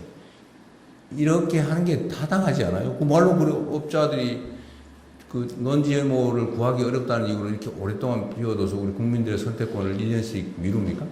이것이 예를 들어서 간장 같은 경우 간장이 우리나라에 지금 소비되는 간장이 30만 톤 정도가 있습니다. 30만 톤 정도가 있는데 이 30만 톤을 만들기 위해서는 국내 지금 대두 수요로는 이 30만 톤을 만들 수가 없습니다. 아니 안 만들고 그냥 표시하라니까요. 왜 지금 내년까지 쉽게 말해서 표시 안 하고 국민들한테 알지 못하는 상태를 유지하겠다는 그런 뜻이잖아요. 왜 그래 해야 되는데? 국민들한테 알려줘야죠. 지금까지 나는 국민들이 억울할 거라고 생각해요. 아니, 이게 아마 GMO라는 사실을 모르고 사서 드신 분들 많을걸요. 내가 오늘 아마 이 국무회의를 보고 국민들께서 그게 GMO였어? 라고 생각하는 분들 꽤 있을 거예요. 그래서 앞으로 나는 넌 GMO 사 먹어야지. 우리 애들 유전자 조작 안 하는 식품 사 먹어야지. 이런 생각하는 분이 있을 텐데 그분들한테 왜 선택권을 안 주냐고. 어차피 대통령님, 네. 저 전남광주 통합특별시장입니다. 이쪽입니다. 예. 우리 민정근 시장이군요. 네. 지금 그 대통령 말씀이 저희는 바람직하다고 봅니다. 저희가 이제 전라북도가 1위고 저희 특별시가 2위거든요. 콩 생산이요? 그런데 저희들이 지난 4월에 그러니까 직관적으로 이 넌GMO라고 하는 걸 보여주기 위해서는 국산 콩에도 표시제도 즉 인증마크를 도입하자는 건의를 농식품부에 한 적이 있습니다. 국산 콩으로 만든 거다라는 걸 표시하자? 그렇죠. 그건 많이 하는 것 같은데? 이거 비싼 콩으로 만든 그게 아직 정확하게 되어 있지 않습니다. 두부 이런 거 많이 하잖아요. 그게 안 돼 있어서 실제로 국산 콩 소비량이 늘지 않고 있는 상황이었거든요. 어쨌든 표시하는 게 바람직하다. 콩 생산하는 전남북 그렇습니다. 입장에서는 그 얘기죠. 저런 게 있어요. 저거는 이제 부수적 효과고. 네, 그렇습니다. 우리가 국제 무역 통상 문제 때문에 저 말을 할 수는 없고, 이거는 국민 건강 차원에서 가급적 빨리 선택권을 부여하기 위해서 표시하는 게 맞다. 있는 사실을 표시하는 게 뭐가 문제예요? 그게 예를 들면 업체 입장에서는 생산하는데 불편하다, 판매 부진의 원인이 될 수 있다, 라는 그런 것일 수 있는데, 그건 업체 입장이고, 우리 다수 국민들 입장에서는 지금 당장이라도 표시해서 구분해줬으면 좋겠다, 이게 훨씬 많을 거예요. 이것도 한번 1, 2분 한번 해볼까요? 방송 보고 있는데. 이건 하나 많아요. 선택권의 문제이기 때문에. 그래서 이거를 이래 합시다. 네. 12월, 이렇게 지금 일종의 3단계가 된 거에 보니까, 네. 간장은 올해 말, 네. 당류 식용 유지류는 내년 말, 네. 그리고 0.3%가 아니고 그 이하로 혼입되어 있는 거는 추후에 연구해서 하겠다. 그런 것 같아요. 그죠? 네. 요거를 다시 좀 땡겨서 네. 12월 말에 간장은 하고 당류, 식용유를 못할 이유는 없어 보여서 이걸 올 연말에 같이 시행하는 거 하나. 두 번째로는 이거 연구할 필요가 있다는데 이미 EU에서는 0.9%로 표시해서 시행하고 있다는 거잖아요. 왜 3%는 표시하고 2.99%는 표시 안 하냐? 그것도 이상하잖아요. 예, 이거는 제가 조금 나중에 설명을 좀 나중에 설명을 할 이유가 있어요. 여기서 다 얘기할 것은 좀 아니고 그래요? 일단 정책 여부를 해서 이건 신속하게 하겠습니다. 저렇게 3단계로 되어 있는데 이거는 좀 재고를 해주시면 좋을 것 같아요. 네, 알겠습니다. 그 다음에 농식품 얘기하시죠. 네, 농식품부 대부분 다 정리가 돼서. 보고 드리겠습니다. 네, GMO 완전 표시제 저희 부에서 마련한 대응 계획인데요. 네. 일단은 현재 식용으로 수입이 허용된 GMO 농산물이 총 6종입니다. 근데 그 중에서 대두와 옥수수에 주로 수입이 집중되어 있습니다. GMO 완전 표시제가 도입되면 당연히 non-GMO 제품에 대한 수요는 증가할 것이라고 전망이 됩니다. 다만 이게 또 물가 상승 영향 이거를 염려하시는 분들이 있는데 저희들이 판단하기로는 물가에 미치는 영향은 제한적일 것이라고 보고 있습니다. 특히 현재 GMO 원료 사용 비중이 높은 식용유지류, 그러니까 이 콩기름인데요. 콩기름 같은 경우에는 non-GMO 원료인 국산콩을 사용할 가능성이 매우 높다고 생각을 하고 있습니다. 다만 국산콩 이제 사용에 있어서 문제는 뭐냐면 국산콩이 수입콩하고 비교하면 가격이 좀 높습니다. 그렇다 보니까 저희들 과제는 국산콩의 생산성을 더 제고해서 가격 경쟁력을 확보하는 것, 그리고 식품업계가 그 가격이 비쌈에도 불구하고 프리미엄 시장을 겨냥해서 우리 국산콩 소비를 유도할 수 있도록 정책적 지원을 초기에 좀 하려고 생각하고 있습니다. 다음 페이지로 바로 넘어가겠습니다. 그래서 저희들이 지금 생각하고 있는 대응 방안은 크게 3가지입니다. 첫 번째는 GMO 완전 표시제 도입에 따라서 그 제도가 완벽하게 정착을 해야 되니까 이제 식약처 등을 비롯한 관계부처하고 또 이해관계자들이 여럿 있습니다. 함께 그 제도 개선 방안을 계속 협의를 하도록 하겠습니다. 특히 식품 산업과 물가에 미치는 영향, 이제 이 부분에 대해서 조금 더 섬세하게 들여다보고 국산 농산물 소비 확대 가능성을 집중해서 분석하도록 하겠습니다. 두 번째는 GMO 완전 표시제 도입을 계기로 해서 국산콩 산업이 육성되는 계기로 삼고자 합니다.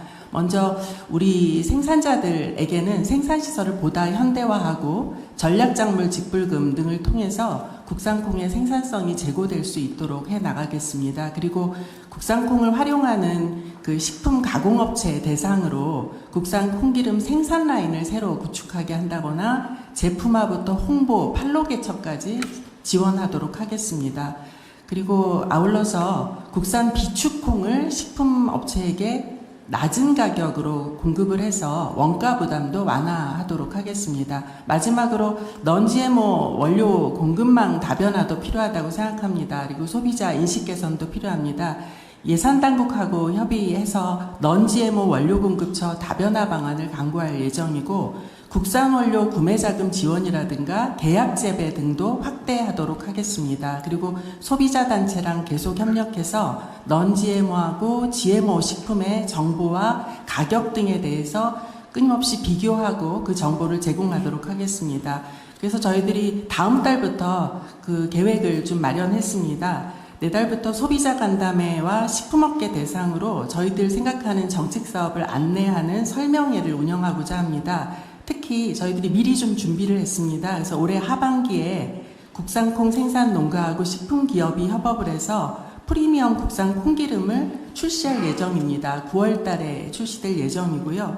이 콩기름에 대한 시장 반응 조사와 생산자 단체의 의견 수렴 등을 통해서 우리 국산 콩 산업의 경쟁력이 지속 강화될 수 있는 계기로 삼아 나가겠습니다. 이상입니다.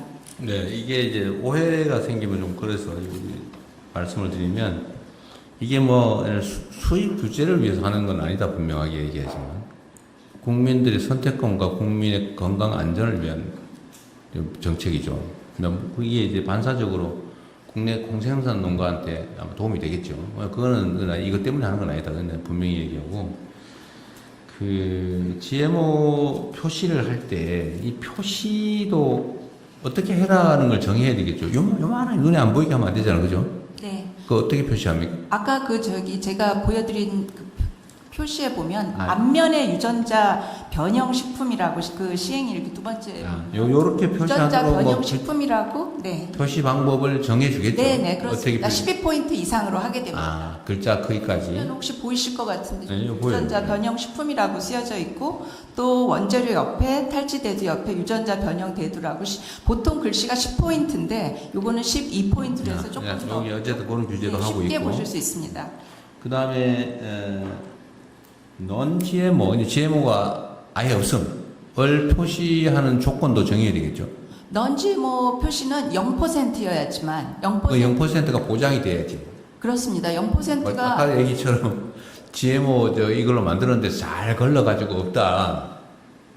그건 안 되죠. 그래서 넌지모가 되려면 일단 0%도 필요하고 또 산지 증명서, 네. 증명 단계에서 생산 단계에서 넌지엠 농산물이 제조된 것까지 저희가 다 확인을 합니다. 그러니까 이게 이제 행정적으로 보면 네, GMO 든 거, non GMO 아예 안 든 거, 그 중간이 많잖아요, 그죠?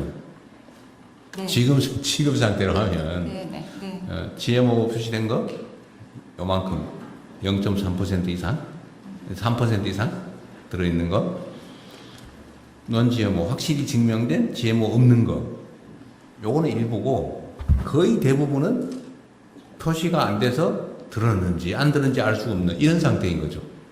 그것이 대부분이 간장, 물엿, 식용유입니다. 그 종류에서 네, 네. 간장, 물엿, 식용유 중에서 간장, 물엿, 식용유는 지금 간장 같은 경우는 대부분 지금 그 GMO 탈취대두로 많이 만들고 있기 때문에 간장은 사실 지금도 알겠습니다. 넌지에모가 좀 많습니다. 최소한 우리는 EU 수준은 해야 되지 않겠냐, 또는 호주 수준은 해야 되지 않겠냐. 예, 대통령 제가 여기서 한 말씀만 드리면 유럽 같은 경우는 유럽의 그런 우크라이나나 광활한 곳은 다 넌지에모를 기르고 있습니다. 그래서 넌지에모 들판에서 많은 넌지에모가 되기 때문에 EU는 다 넌지에모이기 때문에 뭐 구분 유통하는데 비용이 들지도 않고 자기 나라에서 하는 걸 합니다.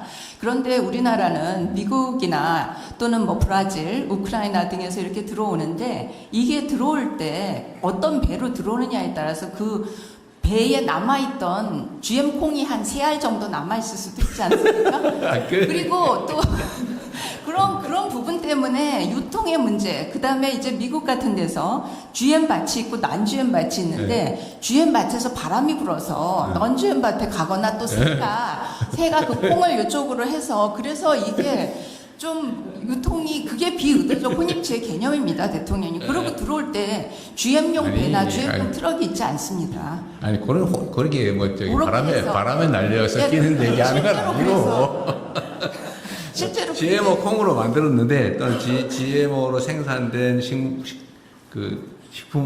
식물로 만들었는데 네. 그런데 흔적이 없다. 고 할 경우에 그걸 뺄 거냐 안 뺄 거냐. 그걸 표시는 해줘야 된다는 내 생각이다 그 말이에요. 아니 GMO 콩으로 만들었다고 해야지 왜 안 한 척해?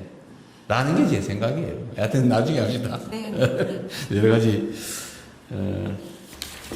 농식품부에 하나 뭐 물어볼게요. 지금 그리고 참 우리 청장님 내가 참 그 얘기를 하나 해야 되겠는데, 만약 유럽은 우크라이나나 이런 그 인근에서 non-GMO로 생산된 콩이 많기 때문에 네. 뭐 큰 가격차가 없기 때문에 가격이 크지 않고 공급이 많이 되기 때문에 이렇게 할 수 있는 거다 이런 말씀이신 것 같은데, 네. 우리는 어차피 수입하잖아요. 그러면 우크라이나산 non-GMO를 사오면 되지. 그건 말이 안 되지. 그런데 우크라이나산 넌지에모도 이런 것들이 다 재배 면적이 또 정해져 있습니다. 땅이라는 게 한정되어 있어요. 아니, 그러니까 그러면 우리가 계약 재배를 하기 때문이다 이 말씀 같은데, 네, 그러면 그래서 계약 재배. 네. 계약 재배 10%더 주고 계약 재배 우리가 하면 되죠.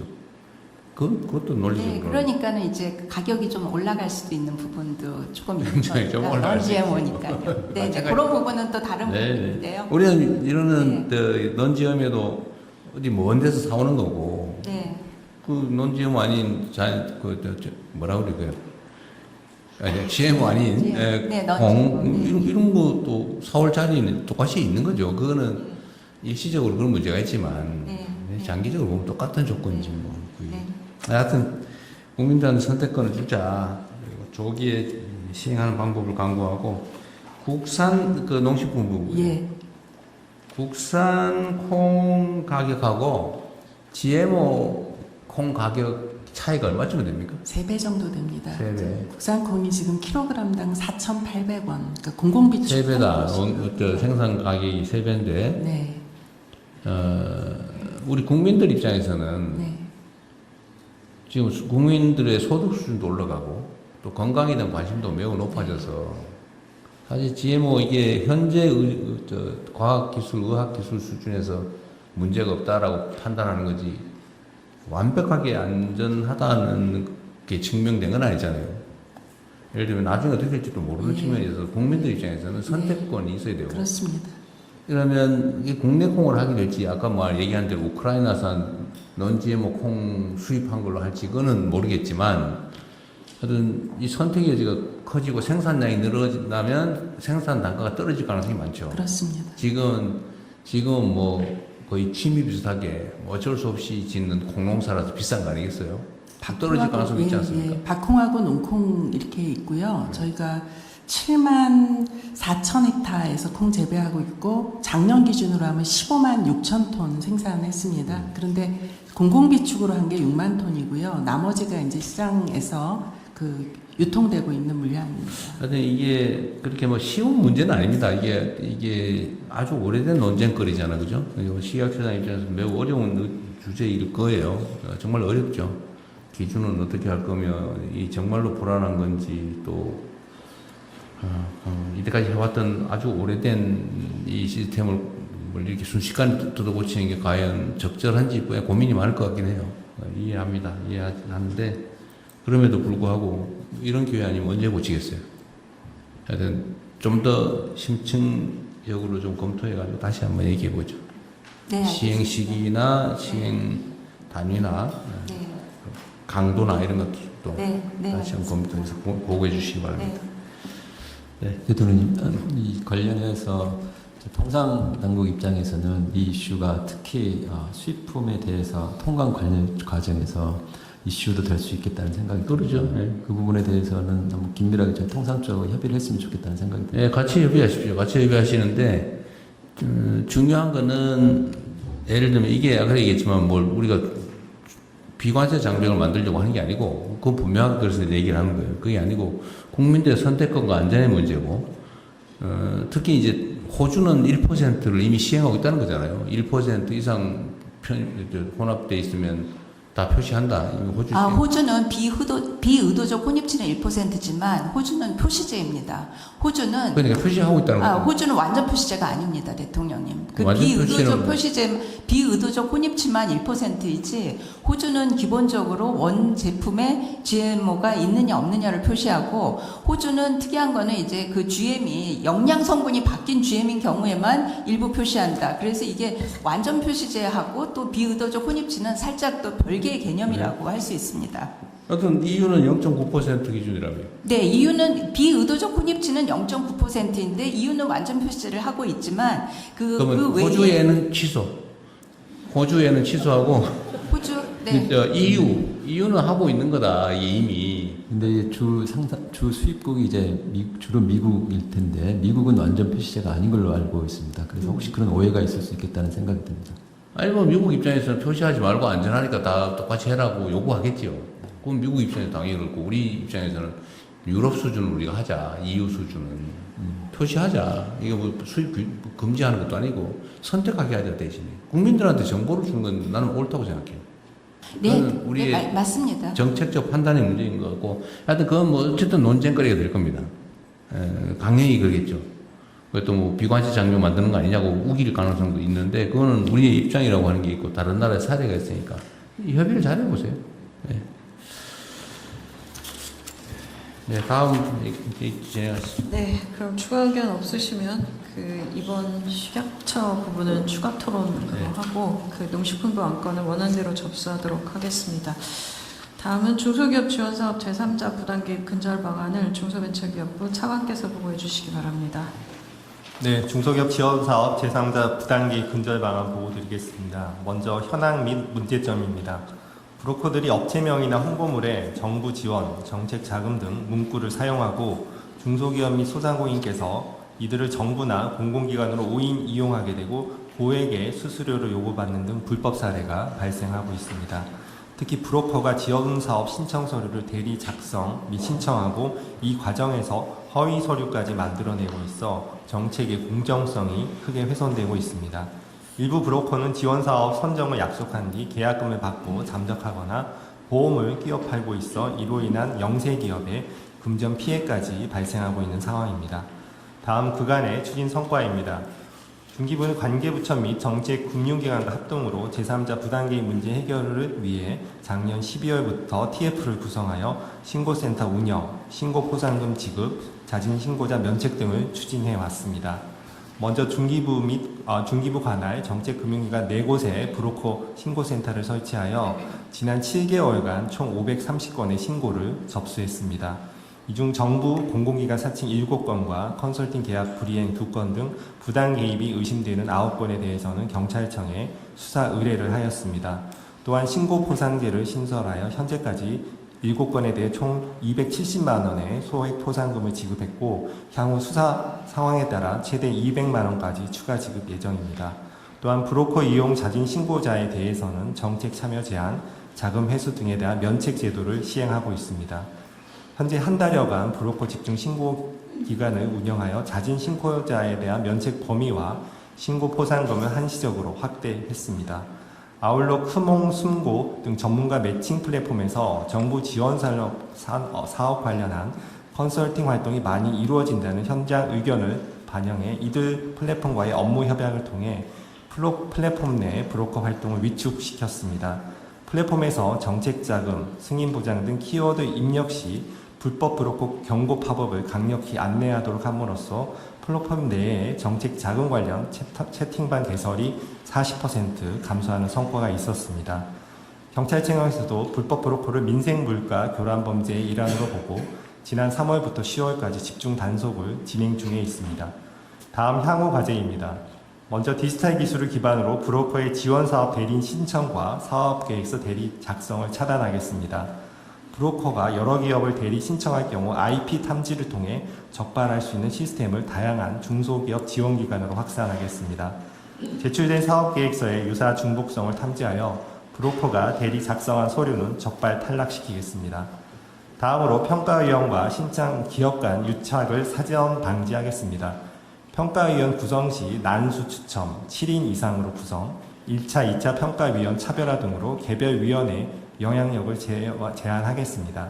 평가위원이 보는 사업계획서 등에는 기업 대표자명을 블라인드 처리하고 최저 점수를 제외하여 친분 있는 기업에 점수를 높게 줄 수 없도록 막겠습니다. 마지막으로 정책자금 운영 근거법인 중소기업진흥법 등 관련 법률에 부당개입을 별도로 정의하고 제재 근거를 마련하겠습니다. 현재는 형법상 사기죄 등을 근거로 부당개입에 대응하고 있으나 피해 사실 확보가 필요한데 이 경우가 좀 어려움이 많은 상황입니다.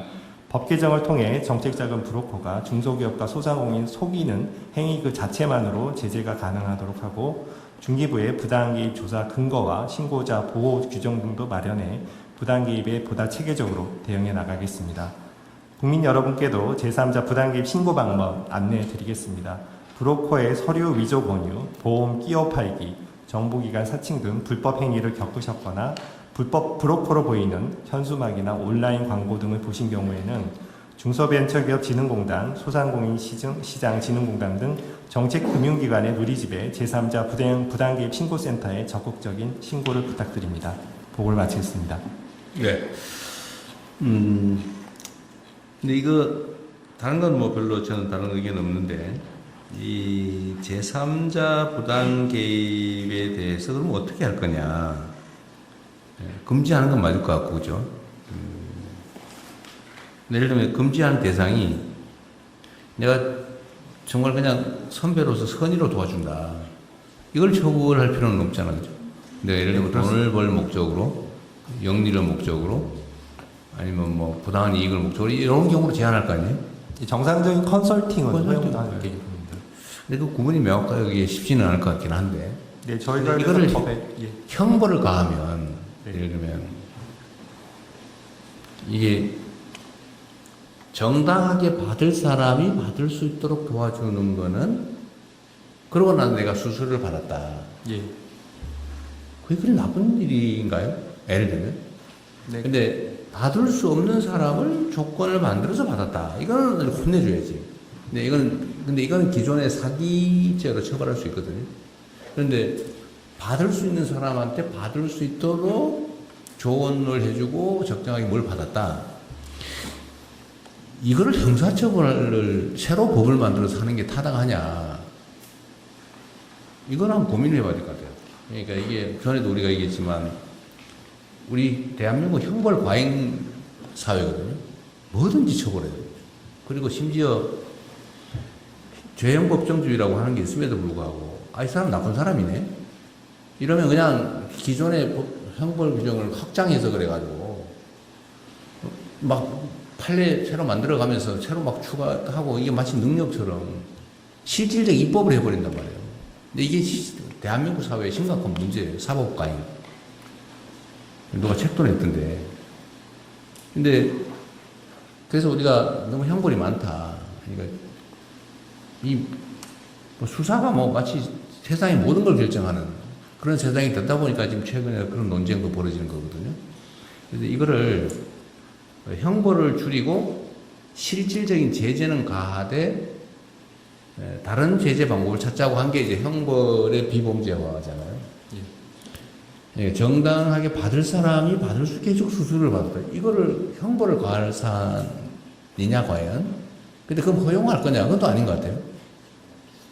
그래서 이런 경우는 우리가 기존 형벌도 지금 과징금으로 다 경제 제재로 전환하잖아요.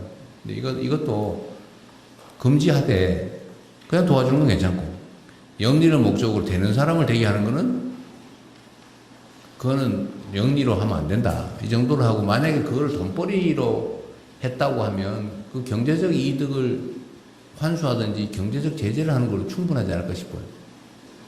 그러니까 형벌로 하지 말고 금지는 하되 형벌로 하지 말고 뭐 이익의 몇 %, 우리가 맨날 하는 거 있잖아요. 그로 인해서 얻은 이익의 몇 배. 이익은 환수해야 되니까. 이게 뭐 몇 배 또는 정해진 금액의 총 얼마 중에서 높은 거. 우리 맨날 하는 거 있을 때 그렇게 하면 어떨까 싶은 게 제가 드는 생각이네요. 물론 이건 좀 더 깊이 있는 연구를 해야 되긴 합니다. 근데 너무 그냥 형벌 이렇게 했겠네요. 네. 대통령 그 형법상 사기죄를 저희가 적용하려고 경찰하고 많이 협의를 해봤는데 기방행위는 존재하지만 그 재산상 손실이 사실 받게 해주겠다 하고 수수료를 받고 이제 아니 그 피해자는 그 당사자가 아니고 국가죠. 이제 국가의 피해를 대상으로 해서 수사를 진행하는 게 경찰에서 좀 어렵다는 말씀을 좀 많이. 근데 우리 법무부 장관 평생 형사범 조사했는데 이게 아니 국가에 대한 사기 행위 아닙니까? 원래 조건이 안 되는데 조건을 가짜로 만들어서 지원받으면 국가에 대한 사기죄거든요. 뭐 어려움이 있어요? 지금 여기 설치되어 있는 유형이 다양한 유형을 설치하고 있는 것 같습니다. 그러니까 단순히 아니 지금 예를 든 거. 네, 지금 조건이 안 되는데 예를 들면 뭐 수출 실적을 가짜로 만들어 가지고 지원받았다. 이 사기 아니에요? 그 점에 대해서는 정부에 대해 집행자에 대한 사기가 될 수 있습니다. 그런데 뭐가 문제라는 거죠? 그러니까 이제 신청 과정에서 거짓으로 서류를 만들어내도록 유도하거나 아니면 과도한 수수료를 요구하거나 아니면 보험 끼워 팔기 하는 다양한 유형들이 있습니다. 근데 본인 사업 신청자는 사기를 할 생각이 없는데 예. 이 업자가 가짜로 유도하는 경우가 많이 있습니다. 네. 전문적으로 하는 스미싱 업체도 개입이 돼 있고 해서 국가에 대한 사기가 되기 어렵다? 예, 그렇습니다. 피해자가 특정되기 어려운 경우도 다수한테 또 이렇게 뭐 어떤 그런 경우도 경제적 제재로 하면 되지 않나? 그 때문에 이 처벌 유형을 또 만들어낸다는 게 전에도 얘기했지만 독일에 비해서 대한민국의 형벌 규정이 3배가 많다고 합니다. 네.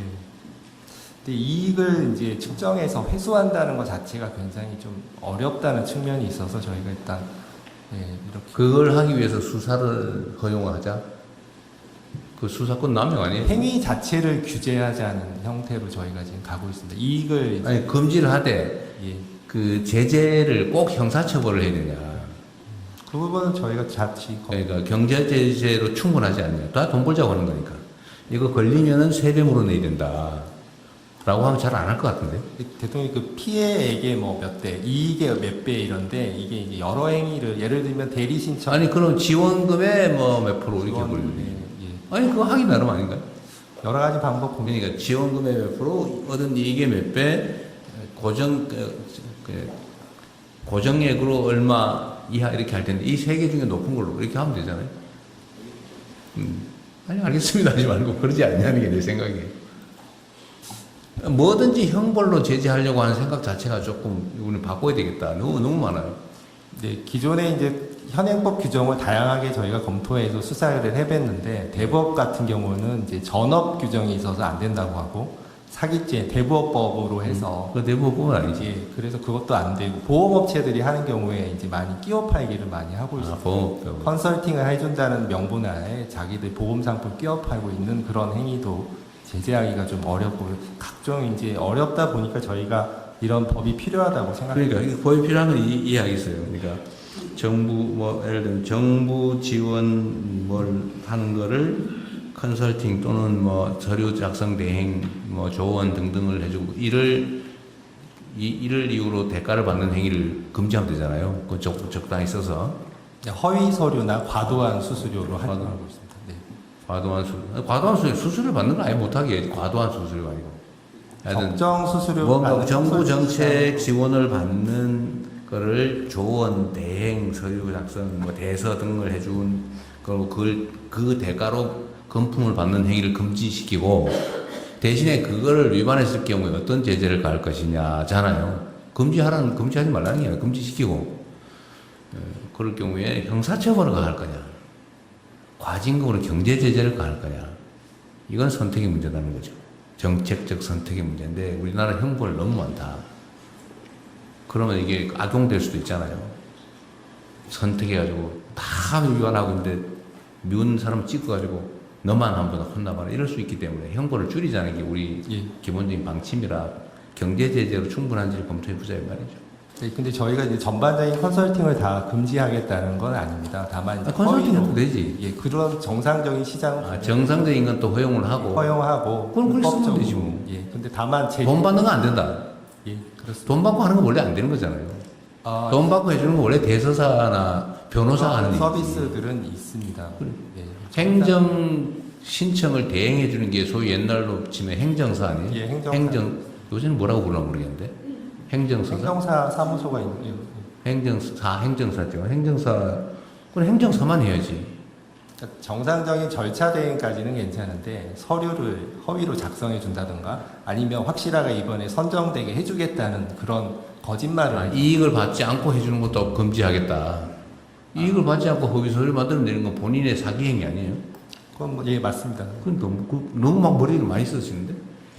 그래서 저희가 이제 거짓으로 서류를 작성 제출하거나 그렇게 하도록 교사 알선하는 행위거나 아니면 그런 과장 기만적인 표시 광고 행위 요 세 가지 유형에 대해서만 제재 대상으로 지금 법률 안으로 측정을 하고 있습니다. 이 서류를 내는 거는 당사자가 처벌될 일이고 제재받을 일이고. 근데 그렇게 유도했다라는 당사자는 이제 정책 자금에 대한 참여 제한이라든지 이런 부분이 있고 이 유도한 브로커에 대한 처벌 행위가 필요하다고 저희 생각했습니다. 뭐 그런 걸 하더라도 하여튼 저는 내 의견을 낸 거니까 그걸 좀 치밀하게 논의해서 하시라는 제 의견이에요. 이렇게 하라고 그 지시는 아니고 그렇게 하겠습니다. 그 방향으로. 참고로 저 표시 광고 문제는 공정위에서도 규율할 수는 있습니다. 네.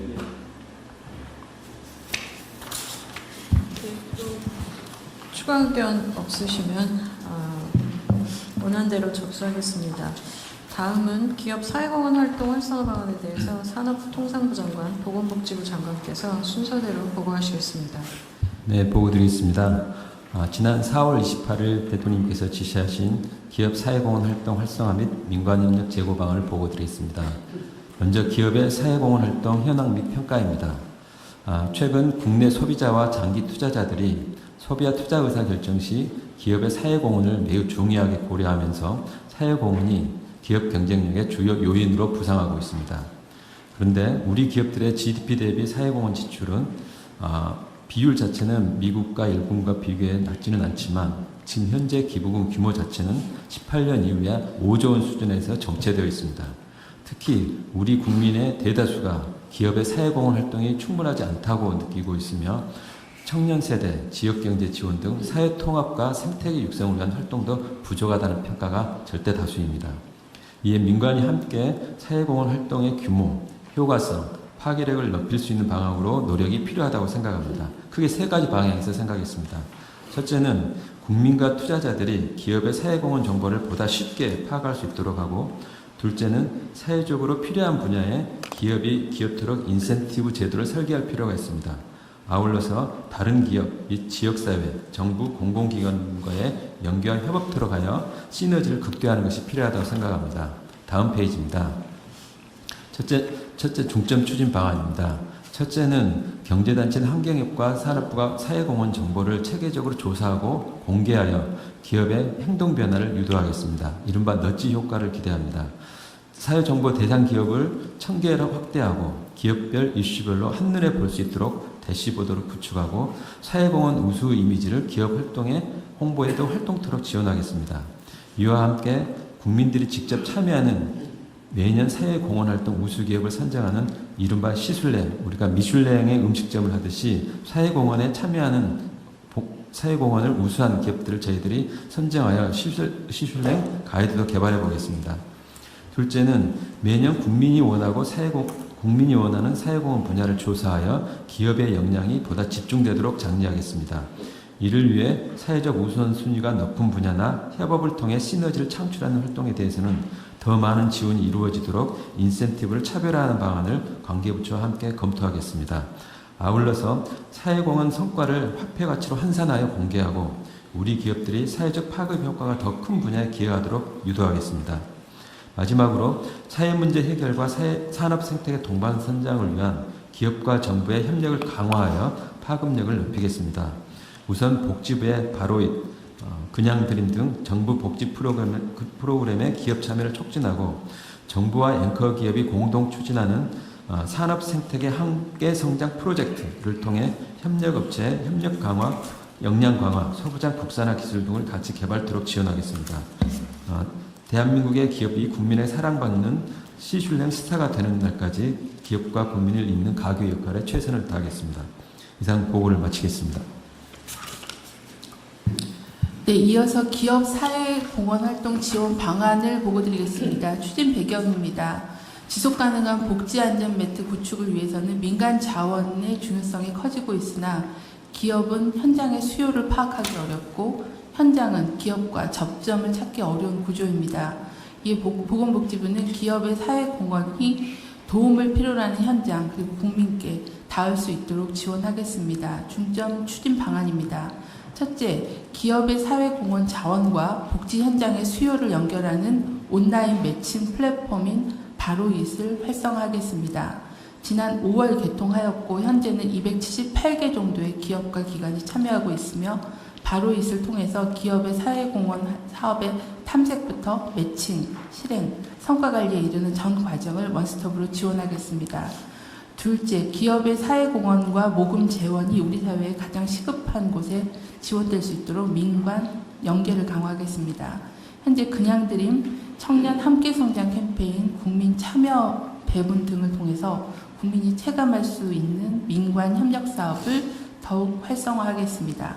셋째, 온라인 플랫폼 내에서 사회공헌 제도 개선 마당이라는 것을 마련해서 부처별로 흩어져 있었던 소통 창구를 하나로 통합하고 제도 개선 사항을 접수해서 해결하도록 실질적으로 제도 개선이 이루어지도록 실시하겠습니다. 각 부처에서도 바로잇에 대한 플랫폼 홍보와 참여에 대한 요청을 드리고 또 제도 개선 마당을 통해서 접수된 건의사항에 대해서는 소관부처가 신속하게 검토하고 제도 개선해 주실 것을 요청을 드립니다. 이상입니다.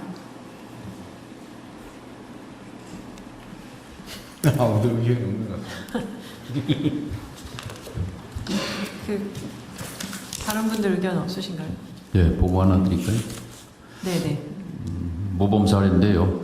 복지 사각지대이자 위기의 청소년이라고 할 수 있는 북향민 출신 자녀들에게 중고등학교 교육과정을 가르치고 있는 대안학교, 여명학교라고 있습니다.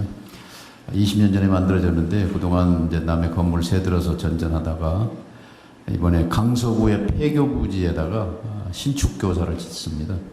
학교 측이 100억을 지난 20년 동안 모금을 했고 이제 건축비가 160억인데 나머지 건축비 60억을 현대자동차 그룹이 냈습니다. 그래서 이번 주에 서울시 교육청과 통일부, 현대차가 업무 협약을 이번 주에 합니다.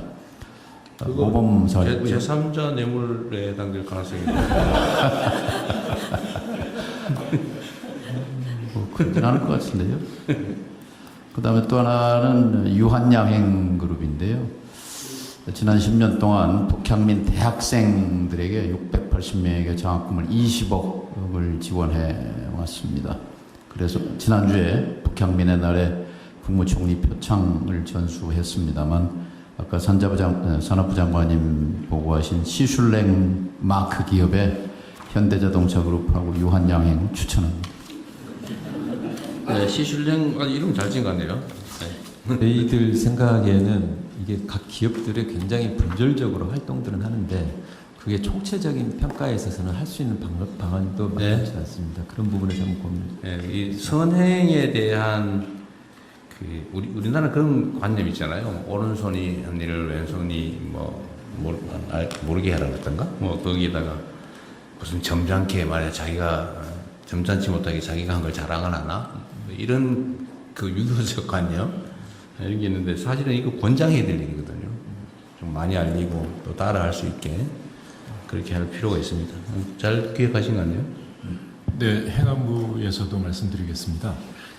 저희 행안부는 이 자원봉사와 기부 활동에 대한 이 업무를 실행해 왔었는데요.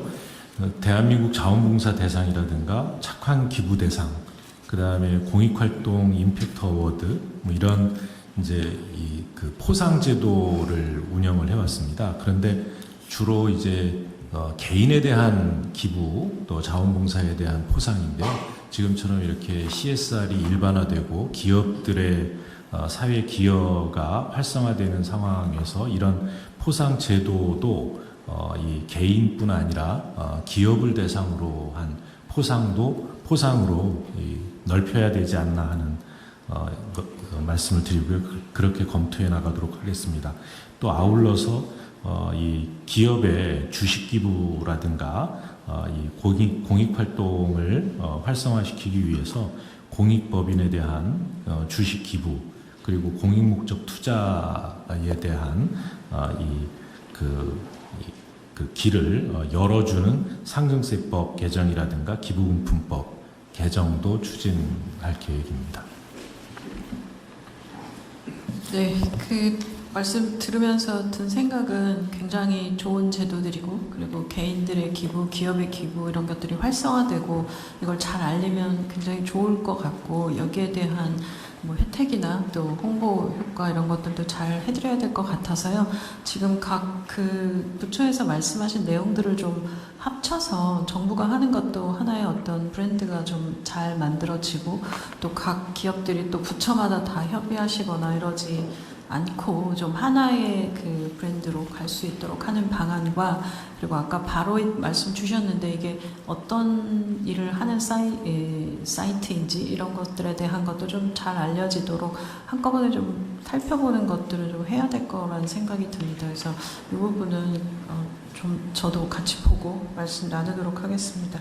예, 추가 의견. 잠깐만, 이게 아까 제가 우리 통일부 장관님께 제가 지금 농담처럼 얘기했지만 지금 현재 검찰의 제3자 뇌물 운영은 직무상 관련이 있으면 그거를 논의해서 기부를 제3자 공익기관에 해도 다 유죄라는 생각을 가지고 있잖아요.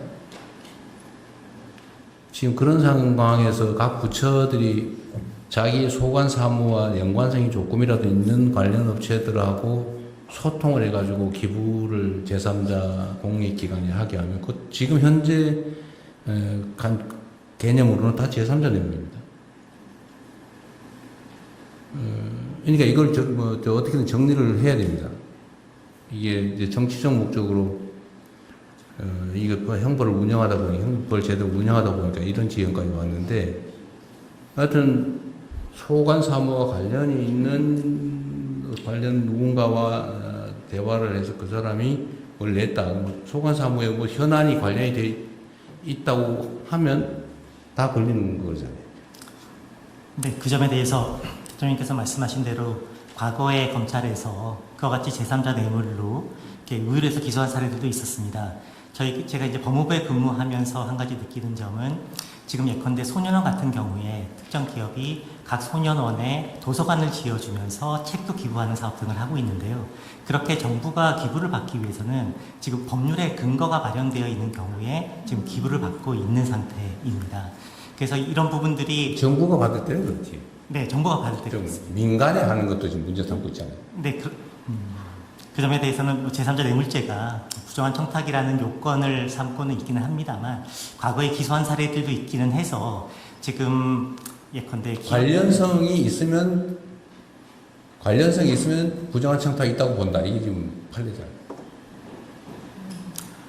그래서 그러한 어쨌든 그런 사례와 문제가 있다. 해석 때문에 여러 가지 부담이 있는 것은, 현실적으로 부담이 있는 것은 사실인 것 같습니다. 네, 어쨌든 그 문제도 한번 정리를 언젠가 해야 됩니다. 이게 대통령님, 그 관련해서 저희가 지난번에 한번 대통령 굳이 걸면 걸립니다.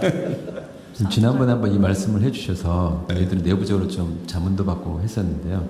저희 산업부 같은 경우는 보니까 산업발전법에 이 지속 가능 경영을 시책을 추진할 수 있는 근거 조항이 다행히 있더라고요. 이게 산업 조항이 있어도 걸립니다.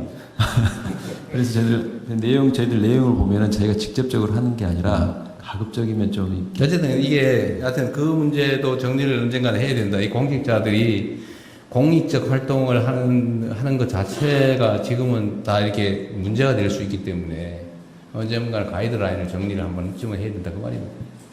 네. 그냥 말씀대로 내용 정리도 해야 될 것 같습니다.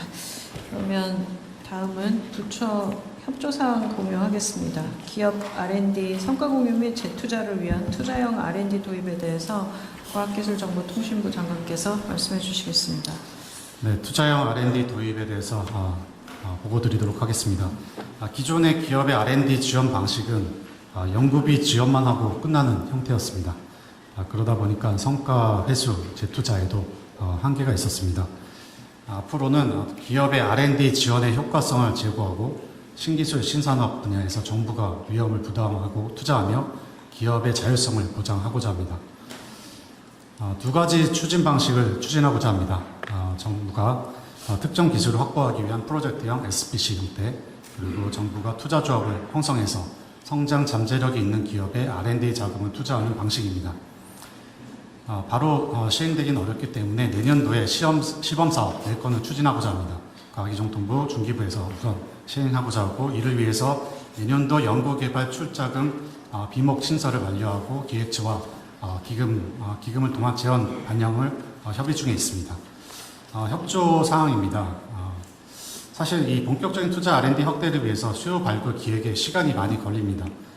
지금 대형 R&D를 운영하고 있는 산업부, 국토부, 기후부에서 각별히 좀 관심을 가져주시면 감사하겠습니다. 또한 이 투자형 R&D 성공 기업의 성과가 시장으로 연결되기 위해서 이 후속 지원 체계도 구축이 필요합니다. 예를 들어서 과기정통부가 병역특례나 특례 상장 이런 어떤 특례를 제공하고, 중기부가 이제 수출, 대외 인증비 등 인센티브를 지원하는 등 이런 후속 지원 체계에 대한 구축 방안도 법무처 차원에서 논의드리도록 하겠습니다.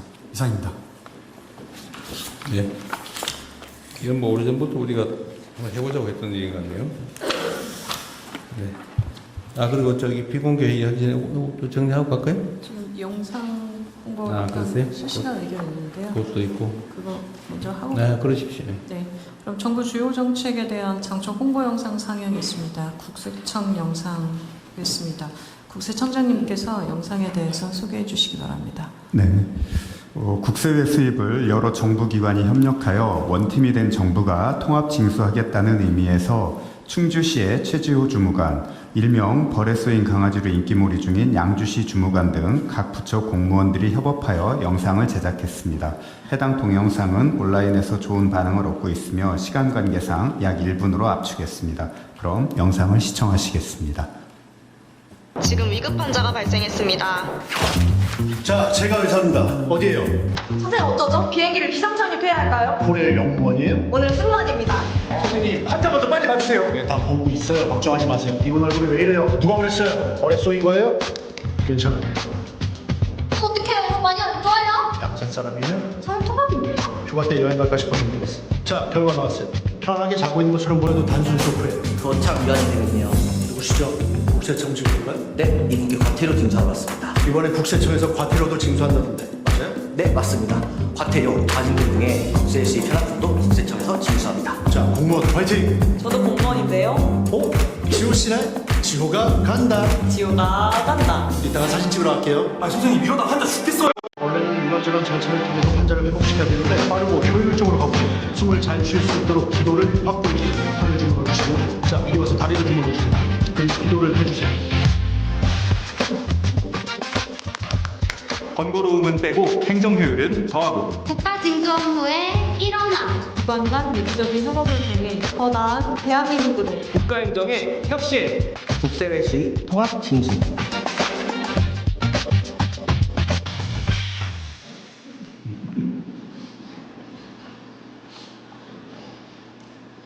네. 100% 납득은 안 되는데. 네, 잘 만들었는데. 네. 국민 여러분 실시간으로 보내주신 의견을 듣고 답변하는 소통의 시간입니다. 국무조정실장께서 국민들의 의견을 소개해 주시기 바랍니다. 네, 오늘도 많은 국민들께서 국무회의 생중계를 시청해 주시고요. 다양한 의견들을 주셨습니다. 먼저 모두 말씀 중 부동산 관련입니다. 용가리님이 서울 집값 꼭 좀 잡아주세요. 이런 의견을 주셨고요. 그리고 중동 전쟁 관련입니다. 진NG님이 기름값 상승, 자재값 상승 또 걱정입니다. 이런 의견을 주셨고요. 천채물리양님이 단일 종목 레버리지에 대한 보완책을 더 내달라. 이런 의견을 더 해달라? 예, 더 내달라. 이런 의견을 주셨고요. 다음으로는 GMO 완전 표시제 관련입니다. 찰리님이 들어있다, 아니다, 명확하게 해달라. 이런 말씀을 주셨고요. 밀크 초콜릿님은 한눈에 잘 보이게 해주세요. 이런 의견 주셨습니다. 다음으로는 중소기업 지원사업 부담개입 관련입니다. 어테나님이 처벌 만능주의라고 하셨고요. 이도윤님은 금융치료가 답이다. 이런 말씀 주셨습니다. 근데 아마 이게 금융치료하고 관련해서는 경제벌 이런 쪽을 의미하신 것 같습니다. 이게 뭔가 지금 정신이 온전하지 않은 사람이니 경제적인 부담을 줘서 정신을 똑바르게 치료하자 뭐 그런 의미로 주신 말씀 같습니다. 정신하고 관계 없는 얘기 같아요. 그리고 그 다음으로는 기업 사회공헌 활성화 관련해서요. 경기 고담시님이 사회공헌한 기업 돈줄 가자 이런 말씀을 주셨습니다. 오늘은 이런 정도 의견을 주셨고요. 네, 이거 아까도 말씀드렸는데 그냥 지나가는 걸로 취급하지 마시고요. 좀 더 스크린 해가지고 필요한 유용한 얘기들은 잘 체크해서 각 부처로 나눠주든지 각 부처들이 알아서 책임하면 되겠죠. 예. 이렇게 하십시오. 그리고 우리가 이제 이 국무회의를 운영하고 좀 이렇게 길게 토론하는 이유는 일단은 첫째로는 해당 부처 담당 공직자들에게 전파가 돼야 되기 때문에 하는 측면이 있고요. 두 번째로는 우리 국민들께 국가행정이 어떻게 결정되고 집행되는지 과정을 이제 알려드림으로써 이제 국정에 대한 관심을 좀 제고하기 위한 것입니다. 그래서 좀 약간 불필요하다고 느껴지는 부분도 있을 수 있는데 어쨌든 소통과 또 의견 수렴을 위한 것이니까 좀 이해를 부탁드리고요. 그 노동부 얘기 좀 잠깐 해야 되겠는데요. 네. 그 최근에 지금 저 민영배 그 시장도 어려운 걸 하셨는데 그 광주 군공항에 반도체 공장을 만든다고 하니까 그 기존 노조에서 이거 노사 협상을 해야 될 대상이다. 노동쟁이 대상이 된다. 이렇게 주장을 하면서 이 협의를 해보고 쉽게 말 극단적으로는 동의 안 하면 가지 마라. 못 간다. 뭐 이런 취지로 이해할 수 있을 정도로 얘기가 나오고 있어서 우리 국민들께서 깜짝 놀라고 있잖아요. 그런데 이게 꽤 여러 가지 문제를 안고 있어요. 이게 과연 개별 노조가 회사와 소위 그 노동쟁이 파업 등등의 투쟁의 대상이 될 수 있냐? 이게 사회적으로 정당한 얘기냐 도대체? 뭐 그런 갈등이 있을 수 있는데 사회적으로 타당한지는 논쟁을 통해 정리가 되겠지만 이게 파업 사유가 될 수 있냐는 매우 중요하지 않습니까? 이게 뭐 굳이 얘기를 하면 그런 것 같더라고요. 그 광주에 공장을 지으면 내가 혹시 그때 전보될 수도 있으니까 이게 노동쟁이 대상이다 이런 주장인 것 같아요. 근데 그렇게 따지면 모든 회사의 경영권 행사가 관련이 없는 게 있을 수 없지 않습니까? 그렇습니다. 예를 들면 뭐 상속 문제도 누구한테 팔면은 저 사람이 악덕 사업주가 돼가지고 노동 조건을 더 악화시킬 가능성이 있다. 그러면 경영권 매각도 문제가 될 거고 이런 식으로 하면 끝이 없잖아요. 결국은 이거는 일정한 기준을 정해줘야 될 것 같아요. 네. 제 생각에 저도 노동법을 전공한 사람이긴 한데 전공이라기보다 어쨌든 주로 공부했던 사람이기도 한데 너무 광범하게 확장되는 것 같다. 특히 영업이익의 일정 비율을 배분하는 문제가 과연 쟁의 대상이냐. 저 같은 경우는 아닌 쪽이 더 높다고 생각은 돼요. 근데 그건 나의 개인적 의견일 뿐이니까. 그래서 이 문제도 그 노동법에 관한 일정한 기준을 제공하는 것도 정부의 역할이라는 거죠. 예를 들면 그게 반드시 다 입법으로 정해져야 되는 거냐. 입법으로 정했는데 모든 사안을 다 정할 수가 없잖아요. 입법이라고 하는 게. 일정한 그냥 포괄적 기준이죠. 그럼 그걸 좀 더 구체적으로 기준을 만드는 것은 그 법을 시행하는 행정부의 담당이잖아요. 그렇습니다. 이거를 입법, 그러니까 법률이 안 하면 행정은 관여해서는 안 되고 결국은 다 법원으로 가서 판결로 결판 낸다. 중간에 행정은 관여하면 안 된다. 이건 논리적으로 문제죠. 그거는 정치의 사업화와 마찬가지로 노사관계의 사업화를 초래합니다. 그러니 그래 하면 안 되는 거죠. 노사 자체에 말하면 이게 이제 이런 문제도 사실 헌법에 의해서 미리 그 정리돼 있어요. 예를 들면 입법을 하는 것은 입법부 역할인데 그 입법을 집행하는 행정부에서는 그 입법을 집행하기 위한 필요한 기준을 정할 수 있다. 그 법률의 위임 범위 내에서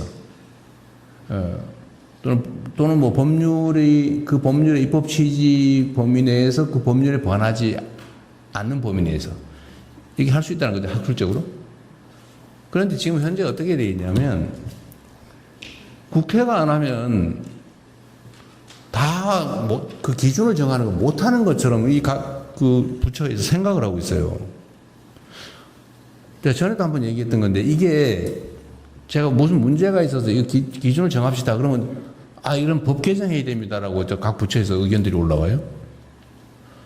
그런데 그러다 보니 국회의 업무 하중도 커지고 제가 볼 때는 1차 기준은 입법으로 정하는데 그 입법 기준을 구체화하는 건 행정부 몫이거든요. 그래서 원래 시행령을 정해라. 또 시행규칙으로 정해라. 각 부의 부령으로. 대통령령으로 부령으로 정해라. 아니면 지방자치에 관한 건 조례와 규칙으로 정해라. 이렇게 돼 있는데 요즘 보니까 이 기준을 만드는 건 시행령으로 잘 안 하고 다 입법을 하려고 그래요. 지금 노동부는 지금 이번에 이 문제, 특히 그 노동쟁의 대상이 확장됐지 않습니까? 그 노란봉투법이라고? 네. 근데 그 기준을 놓고 현장에서 막 분쟁이 발생하잖아요.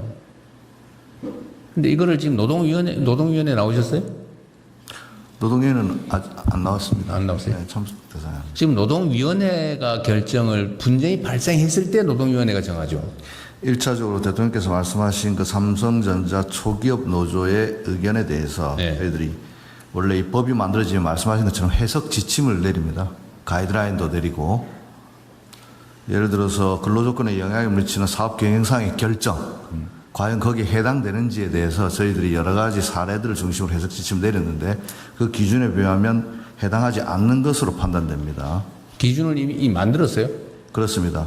사업 경영상의 결정 그 자체, 예컨대 요번에 그럼 요 사례를 대입해 보면 삼성전자가 광주에 대규모 반도체 공장을 짓기로 한 이 사업 경영상의 결정, 이 자체를 쟁의 대상으로 삼는 것은 해당하지 않는 것으로 판단되고 그렇게 보도자료도 낸 적은 있습니다. 왜냐하면 그분들 입장은 아까 대통령께서 말씀하셨듯이 만약 거기에 대규모 공장이 지어지면 용인이나 수원에 근무하던 사람이 그쪽으로 전보를 가야 되지 않을까라고 의뢰 짐작하는 것으로 보이는데 그 결정 자체도 알 수도 없는 것이고 그런 일이 벌어지지도 않은 상황에서 삼성전자가 대규모 투자를 하겠다는 사업 경영상의 결정까지 노동조합이 쟁의 대상으로 삼는 것은 노조법 개정 취지에 반한다고 봅니다.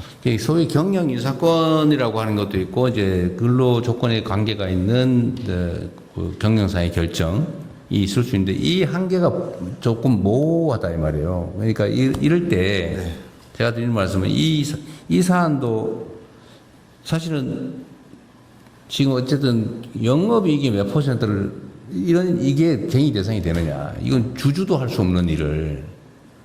네, 이거를 과연 할 수 있냐 없냐가 쟁점이 되고 있고 온 사업장이 이거 가지고 지금 논쟁을 하고 있잖아요. 이거 가지고 파업할까 말까 하는 사업장도 꽤 있잖아요. 그러면 이거에 대해서 정부의 입장이라고 하는 것도 일부 있는 거죠. 우리는 그냥 심부름하는 사람이 아니거든요. 입법부에 대응하는 국가의 주요 집행기관이란 말이에요. 입법을 단순히 집행하는 심부름꾼이 아니라고요. 그러면 이 대등한 3부 중에 한 집행기관으로서 헌법이 위임한 바대로 시행령, 대통령령, 시행규칙, 노동부 지침 이런 것들로 명확하게 좀 미리미리 정해놓은 게 좋겠다. 지금 이거를 우리가 너무 안 한다는 거예요. 그게 여러 가지 이유가 있어요. 아까 얘기한 대로 혹시 나중에 직권남용으로 혹시 되지 않을까 이런 거 있잖아요. 무조건 웬만하면 안 하려고요. 했다가 문제가 될까봐 아예 안 해요. 그냥. 이게 지금 광범위하게 지금 퍼져 있는 우리 공직 문화라서 하는 얘기입니다. 책임을 져야죠. 그런 권한이 있으면 책임을 져야 되는데 노동부도 다른 부처도 마찬가지입니다. 다른 부처들도 해당되는 법률이 만들어지면 또 거기서 부족함이 있으면 일단 불령으로 스스로 만드는 규칙으로 시행규칙을 할 수 있냐를 먼저 검토하고 만약 그게 근거가 좀 부족하다 그러면 시행령을 만들고 해결할 수 있는지를 고민하고 이건 법률로 하면 안 된다라고 판단이 되면 그때서야 마지막으로 입법을 국회에다 요청을 하는 게 맞는 거죠. 근데 지금 너무 이 과정들이 생략돼 있다. 이게 나중에 여러 가지 이유가 있어요. 그래서 이 노동부 문제 얘기하면 제가 다른 부처들도 좀 참고하라고 드리는 말씀입니다. 지금 우리가 온갖 개혁들을 해 나가야 되는데 그 개혁을 하는데 이런 제도를 바꿔야 될 것도 있고 있는 제도를 잘 집행하는 것도 있지만 집행하는 거에 우리 열심히 하면 되죠. 근데 제도를 좀 바꿔야 되는 거는 너무 입법에 의지하는 것 같아요. 그리고 입법 부담이 너무 커진다. 그거 참고해 주시고요. 노동부는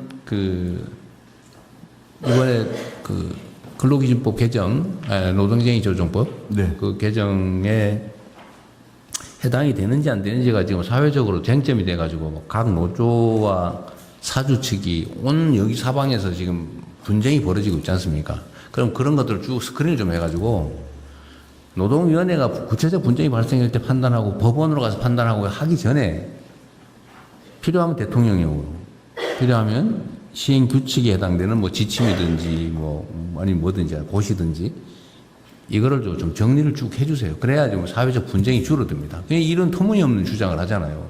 이런 식으로 확장하면 끝이 있습니까? 아니 누구를 상무로 발령낼 거냐? 이것도 저 사람이 노동자 탄압하는 경향이 있는 사람인데 라고 하면 그것도 쟁의 대상이라고 이런 식으로 하면 무한하게 넓어지잖아요. 이거를 적정선에서 빨리 정리를 해주면 좋겠어요. 네, 저희들이 현장에 잘 지도하고 저희들이 해석 지침도 마련하고 안착돼 가고 있는 과정인데 말씀하신 바와 같이 이번에 삼성전자 초기업 노조의 주장은 개정노조법 취지에 부합되지 않는 것으로 보이고 어떤 것 때문에 그런 주장을 했는지에 대해서도 저희 지방 간서를 통해서 노동조합에게 잘 지도하고 법 취지를 다시 한번 확인시키도록 하겠습니다. 이게 이제 세부 기준이 정해지지 않고 분쟁이 많이 발생하니까 이게 이제 정치적 공방의 대상이 돼가고 있어요. 마치 그 법이 잘못된 것처럼. 그렇게 되지 않게 하는 것도 노동부의 중요한 역할이죠. 예. 기준을 잘 정하는 거. 그리고 이 법무부하고 법제처에 하나 물어보고 싶은 건데 원래 시행령의 시행령의 권한 범위가 법률이 구체적으로 위임한 것만 하는 겁니까? 아니면 제가 아까 얘기한 대로 그 입법의 취지에 벗어나지 않으면서 그 법률의 시행을 위해서 필요한 것들을 할 수 있는 겁니까? 법무부도. 법률에서 위임한 사항은 필수적으로 시행. 그건 뭐 당연하고 뭐 이렇게 법 대통령이 정하라 그러는 건 너무 당연한 거. 그건 하는 뭐 그렇죠. 그거 말고. 근데 그 입법을 시행하기 위해서 필요한 사항 등에 대해서는 하위 법령에 규정되어야 될 필요한 사항 등은 당연히 담을 수 있다고 생각합니다. 법제처는 어떻습니까? 그 법률로 반드시 해야 되는 사항은 국민의 권리를 제한하거나 의무를 새로이 부과하는 사항입니다. 그게 아니라면은 법률에 위임이 없다 하더라도 시행령 불령으로 관련된 법률과 관련된 시행령 불령으로 정할 수 있고 만약에 관련된 법률이 없다면은 그냥 일단 정책 집행이 가능합니다. 사법시험 잘 보셨던가 봐요. 아니, 그렇지는 않습니다. 우리 어쨌든 그 법대에서 배우는 기본 지식이잖아요. 그게 예를 들면 이제 그렇습니다. 국민의 권리를 직접적으로 침해하거나 국민에게 새로운 의무 부담을 지우는 것이 아니라면 그 법률의 시행을 위해서 필요한 것은 당연히 시행령과 규칙으로 정할 수 있다. 그리고 보통 법률에 이런 조항을 넣지 않나요? 이 법의 시행에 필요한 것은 뭐 대통령령으로 정한다. 보통 포괄적인 그런 위임도 옛날에 했는데 만약 이게 없더라도 당연히 할 수 있는 거죠. 예, 그렇습니다.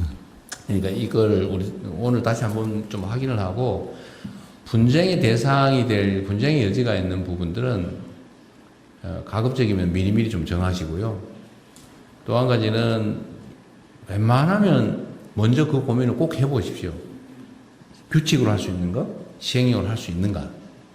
이게 국민의 권리와 의무를 직접적으로 규정하는 것이 아니라면 그 법률 시행을 위해서 필요한 것은 광범위한 재량을 가지고 원래 할 수 있는 거예요. 원래 행정의 핵심적인 요소는 재량입니다. 재량. 그래야 이 유동하는 이 사회 현실에 적응할 수가 있거든요. 또 바람직한 상태를 만들어 나가는 게 행정이기 때문에 웬만하면 금지되지 않는 건 나쁜 짓이 아니면 다 할 수 있는 거예요. 아까 얘기한 대로 누군가에게 의무를 부과하거나 직접적 의무를 부과하거나 아니면 직접적인 권리 침해를 간 거라면 안 되지만 그건 법률로 해야 되지만 그게 아니면 뭐 일반적 질서 유지나 아니면 새로운 질서 창설도 그 법률 범위 내에서는 얼마든지 가능하다. 그래서 그것도 각 부처에서 각별히 신경을 좀 써주세요. 너무 입법으로 막 다 넘기고 있어요. 그리고 뭐 보고서 쓰라 그러면 전부 입법으로 하겠습니다. 이렇게 써와요. 자기가 안 하겠다는 얘기랑 똑같거든. 참고해 주시기 바랍니다. 네. 그러면 다음 순서 진행하겠습니다. 네, 이후 순서는 비공개로 운영하겠습니다. 언론인 여러분께서는 진행에 협조해 주시기 바랍니다.